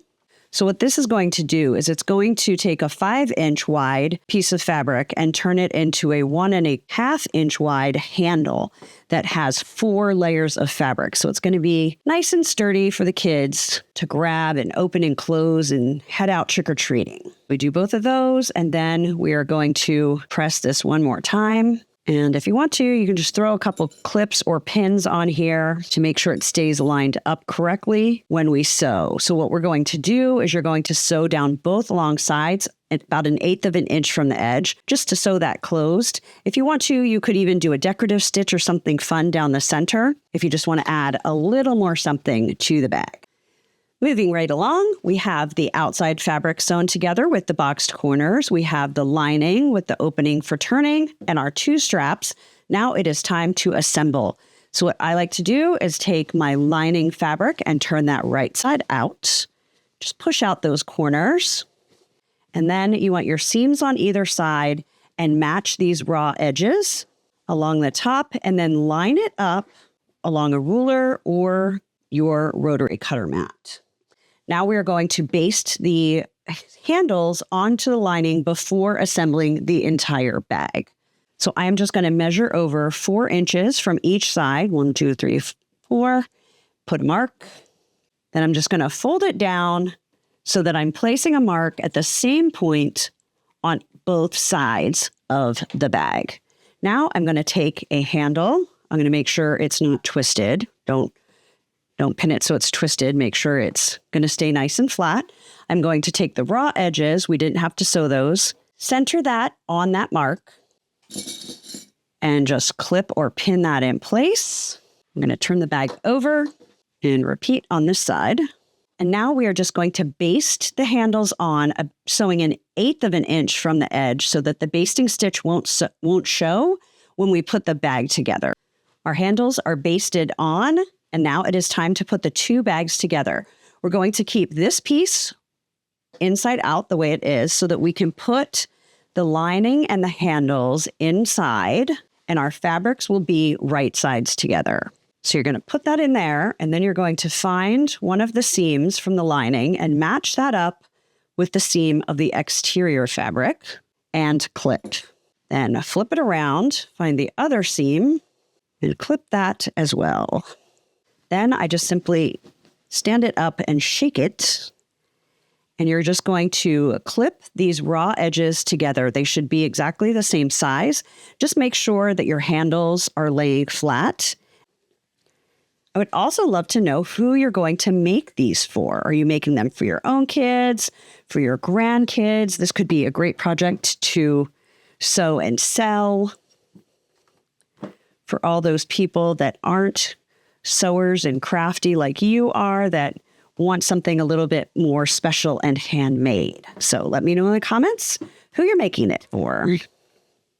You don't have to worry about how it's organized in here. You just need to make sure that this upper edge is lined up and clipped together. Because we left an opening in the lining for turning, we're going to sew all the way around the top 1/4 inch from that edge. Now we need to turn the bag right side out. So you're going to find the opening that you left in the bottom of one of your fabrics or the lining fabric, and then you're just going to pull the whole thing through there. Now you'll notice, because we pressed this the way we did, you're going to be able to make that invisible if you were to hand stitch that closed, or if you don't mind an itty bitty bump, you can go like this and you can just stitch by machine really close. But we're not ready to do that yet. First, I'm going to lay the bag out. I'm going to have the handles going the same way, and I'm going to press where these two came together. That is going to make it easier for us to top stitch. So I'm going to now take the lining and I'm going to push it inside the bag. And now what I need to do is I need to press this top edge so that this seam between the two colors is right on the edge. We don't want the inside showing on the outside. We don't want the outside showing on the inside because, again, we want this to be well done and reversible so that nobody is going to know which side was which when you were making it. I'm going to stitch about 1/8 of an inch from the edge so that I do catch that handle again and give it a little bit more support. Because we used a 1/4 inch seam, it doesn't hang down very far, so you want to make sure you are getting that in your top stitching. I also don't want an ugly knot on either side of the bag where I start and stop. So I am going to start and stop right around a side seam, but I am also going to pull up my bobbin thread, which means I'm going to put the foot down, I'm going to lower the needle, pull the needle back up while holding this thread. Now I can grab the bobbin thread, and when I get started, I can put both of these, I'm holding both of the threads back here, do a few stitches forward, a few stitches back, and that's going to knot that nicely. It's not going to have a big old bird's nest on the other side. In this tutorial, I'm going to show you how to take a 6-inch quilt block and turn it into a wine bottle holder with a drawstring. So cute. Enough of me talking about it. Let's make it. As always, first things first, let's talk about our supplies. As I mentioned, we're going to be making a wine bottle holder that uses one of your 6-inch quilt blocks. It's actually 6.5 by 6.5 before you sew it into anything. Maybe you did it just to practice or for fun. I have a bunch of these laying around, and I thought this cute little house one that I designed would be perfect for a hostess gift, to give wine and a little gift to a new neighbor, etc. I'm going to do red on the top and the bottom of the block to make the front, and then I'm just going to do solid red on the back. Now on this one that I showed you, because I used a different color roof to the base, I decided to match the top with the roof and the base with the house. You can totally do whatever you want. But then I also decided that I wanted this to look like a band of green around the top. So instead of doing one piece, I did the 2-piece. And that's all detailed, different options in the written pattern that you can find in my Etsy shop. So that is going to be the front. So this one, 6.5 inches wide, 5 1/4 high, also 5 1/4 high. This is 6.5 inches square, unfinished, meaning not sewn into anything. The back is going to be 6.5 inches wide by 16 inches high. Then you're going to need 2 pieces for the lining. I used my same little Hush Hush print from a Riley Blake collection that I used on the front, so that will coordinate when the little bit that you can see. I'm going to use this cute little 1.5 inch ruler to mark and cut out the boxed corners. You can use any size, but I love that it's the perfect size. Then I have to think less. I just got one of these threader tools. I'm absolutely in love with it. So much faster than using a safety pin to thread things. And I'm going to use Rick Rack from my drawstrings. And then this is one of my new tool loves. It is a wool pressing bar and a clapper all in one. Oh my gosh, it's amazing. And it makes pressing the seams open on bags like this a dream. So I can't wait to show you how that works. Now, let's get started. So the first thing we're going to need to do is we're going to right sides together. So the top onto that block and then the bottom onto that block. And then I'm going to press the seams towards the red. I'm going to use a leader fabric, which is just a scrap of fabric. And I usually use this when I'm starting off the end of a project because it's a lazy, quick way to do it. Now it's a smart way to do it. Okay, so I just start on that fabric and I don't worry about it because any bird's nest will end up there. And then when I get to my project, I go forward and back a little bit to knot. Now I'm going to cut that off and then we can turn it into an ender by just sewing onto that again. Since I'm not making a bunch of these at once, I can't really daisy chain, but this basically makes it so you are daisy chaining by using a scrap piece of fabric. So I've sewn the top on there. I'm just going to flip it up. I'm going to do all of my ironing at once. Then I'm going to put this right sides together and sew the bottom on. So now, magic presto changeo, my ender has become a leader again. Now to make the lining, we're going to put these two rectangles right sides together. I'm just going to take a pencil and I'm going to draw 1.5 inch on each corner. So we're making boxed corners and we're going to use the method where we cut the box out before we sew it together. With box corners, you're doing work at the beginning or at the end. So if you don't take the time to draw like this, then you're going to be taking a little bit more time creating the point and figuring out where to sew across to make that corner. So for these, I'm just going to do this. And you can save these little squares, use them for something else. I'm going to grab my clips and just clip this together.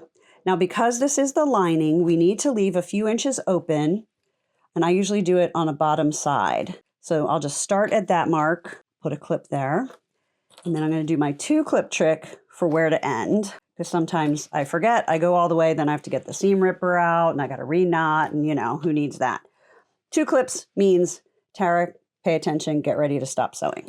Now we've turned this piece into the block and this, and it matches. So it is 6.5 inches by 16. We're going to put these right sides together and we are going to clip 1.5 inches out of the bottom corner. So make sure you have the bottom and the top correct and you're not cutting out of the top of your bag. For the outside, we don't have to leave a space open for turning.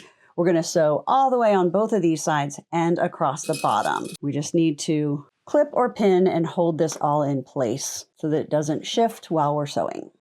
Now we have the outside and the inside ready, back to the sewing machine. So I sewed the 3 sides of the outside and forgot to hit record, whoopsie.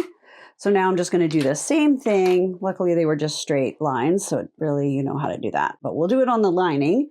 We're going to use the leader fabric and do 1/4 inch seams. And you know what these two clips means? That means we're going to stop soon to leave a space open for turning.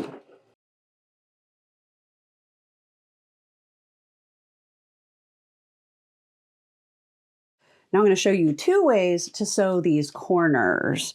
This way is the way most people would do it. You would stop because you don't want to sew this part. You're just sewing these straight parts. So you would stop, you would end, and then you would start again and go across this short part.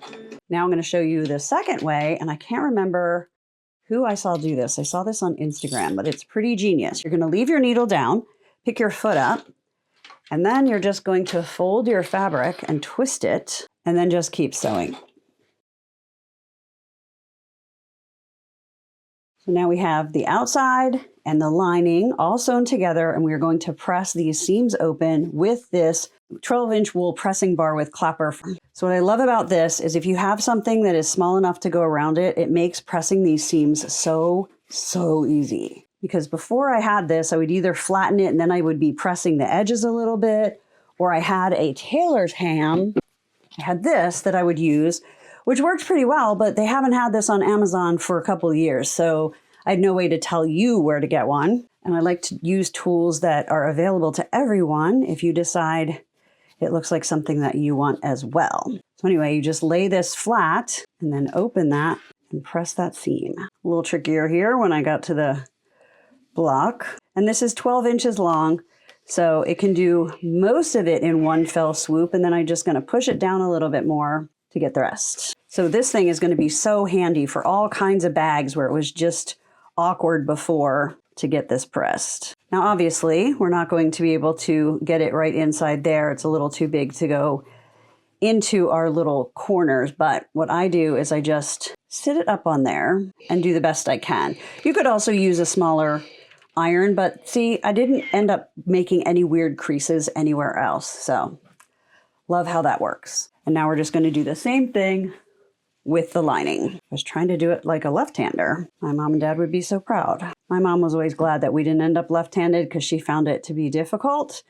And I think my dad was always a little bit disappointed that none of his kids or grandkids ended up as lefties. So now I'm pressing the side of the lining where we left the opening. You can see it right there. So what I'm going to do is I'm going to press there to the opening. Then I'm going to move the bar down, and I'm going to open that with my fingers, and I'm just going to kind of pull and then finger press that so it looks like it's sewn, but we're just pressing that. That will make it easier to close later. All right, your work is done, little guy. Our next step is to make these boxed corners. And this is where it's going to be super easy because we took the time to cut the squares out in the first place. You're just going to open them up, match these seams, and put a clip. And then we're just going to sew straight across with a 1/4 inch seam. Now, the way to know how big this box bottom is going to be is you just double the size that you cut out. So because we cut out a 1.5 inch square, it's going to be 3 inches across the bottom. You can see on this finished one that I did the same way, 1, 2, 3. So that's how big that's going to be. All right, now we're going to go sew those, and then we will come back and put these together. And you probably guessed it, we're going to start with our leader fabric, and then we're just going to daisy chain across all of these box corners. So I'll do lining, front, lining, front. I'm going to use my scissors to make sure that stays flat under the presser foot.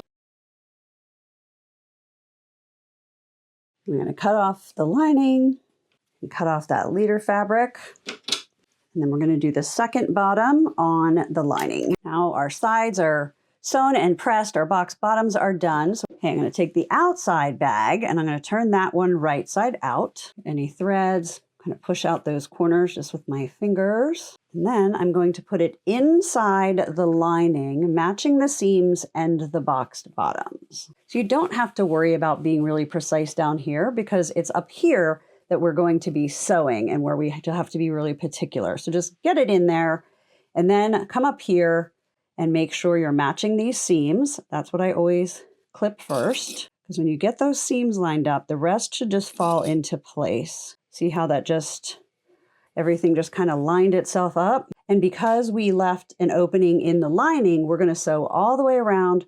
We don't have to leave any opening along the top, so there's not going to be any awkward place at the top of your bag. So now I'm just going to sew all the way around, and then we're going to flip it right side out and sew that up and make our drawstring channel. If you have a sewing machine where you can take a bunch off, make it small so that this can loop around it, you're going to want to do that, and then you would be sewing from the top. Mine is more of an industrial machine. It does not come apart. So when I do things like this, I sew from the inside. So you just do whatever is the easiest on your sewing machine. Now we're going to just sew all the way around with a 1/4 inch seam.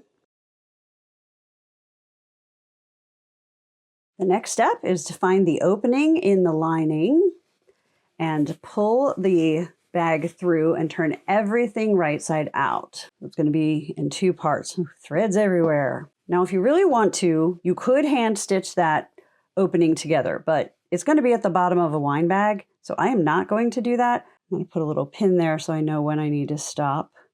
So I'm just going to make sure that's lined up really well and just sew real close. And I could have used clips, but I left them over at my sewing machine. So we're going to pin this part in case you thought there was a reason I grabbed pins. Now I'm going to make sure these edges are lined up really well and just sew really close to the edge. All right, so that opening is closed. Back to the ironing board. Now it is time to put the lining inside the bag. So you're just going to open that, push that in. And I do try and get it kind of lined up well. We're not going to be sewing down there or anything, but look how cute it's turning out. And then we just want to get this top edge so that the seam is on the top. We don't want the red showing on the inside. We don't want the white really showing on the outside. So just take a minute to get that lined up nicely. And then you're just going to press that in place. Now, because we sewed all the way around, you don't have to sew and top stitch up here if you don't want to. It's totally personal choice. Now, when I was ironing, I told you that I would show you the difference between top stitching or not. So on this one, you can see I did sew around the top, and on this one, I did not. Honestly, not a huge difference in one versus the other. I think I would opt for not doing it because it's just one less step and I can get that made. So let me know what you think. Would you prefer to do that top stitching on that edge or just leave it pressed and assume it's all going to be good? This isn't something that goes through the wash a lot, so it will probably be just fine. Our next step is to mark the two places where we are going to sew to make our drawstring channel. And you'll notice you can barely see it because I like to make it subtle, so I always match the thread to the fabric. Now, this is the same thing with the sewing machine. So because I have to sew from the inside, I'm going to have white as my top thread and a red that matches as my bobbin. But if you can remove yours and you can have it like this on your sewing machine and you're sewing from the top, then you're going to have your outer color as your top thread and your inner color as your bobbin. If you can do that, you're going to do your markings on the outside. I'm going to do my markings on the inside. Hopefully that's not confusing. It basically, you want to mark on the space that you're going to see as you're sewing. And that is the only reason I'm turning this inside out again. Okay, so I'm going to get that nice and flat. And I'm going to line that up on a line of my mat because we are going to draw a line 2 inches down from the top. You can use a chalk line, a heat erasable pen. I'm just going to use this pencil. And then another one 3/4 of an inch from there. So basically at 2 3/4. I'm going to turn it over and do the same lines on the other side. Now, usually that's enough because, you know, it's not a huge area that you're not going to see it less than an inch. But if you feel more comfortable, you can connect these lines as well. So you can just fold it like that and make sure that line goes all the way. So now we're going to take this back and we're going to sew all the way around on those 2 lines. Now, because you might see this thread, and I definitely would because my bobbin is on the outside, I'm going to pull up the bobbin threads as I sew both of these stitch lines.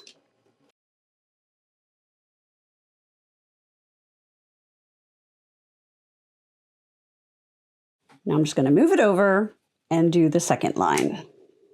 This is where having a machine that you can fit this around is a little bit easier, but I do love this machine, so it's worth it.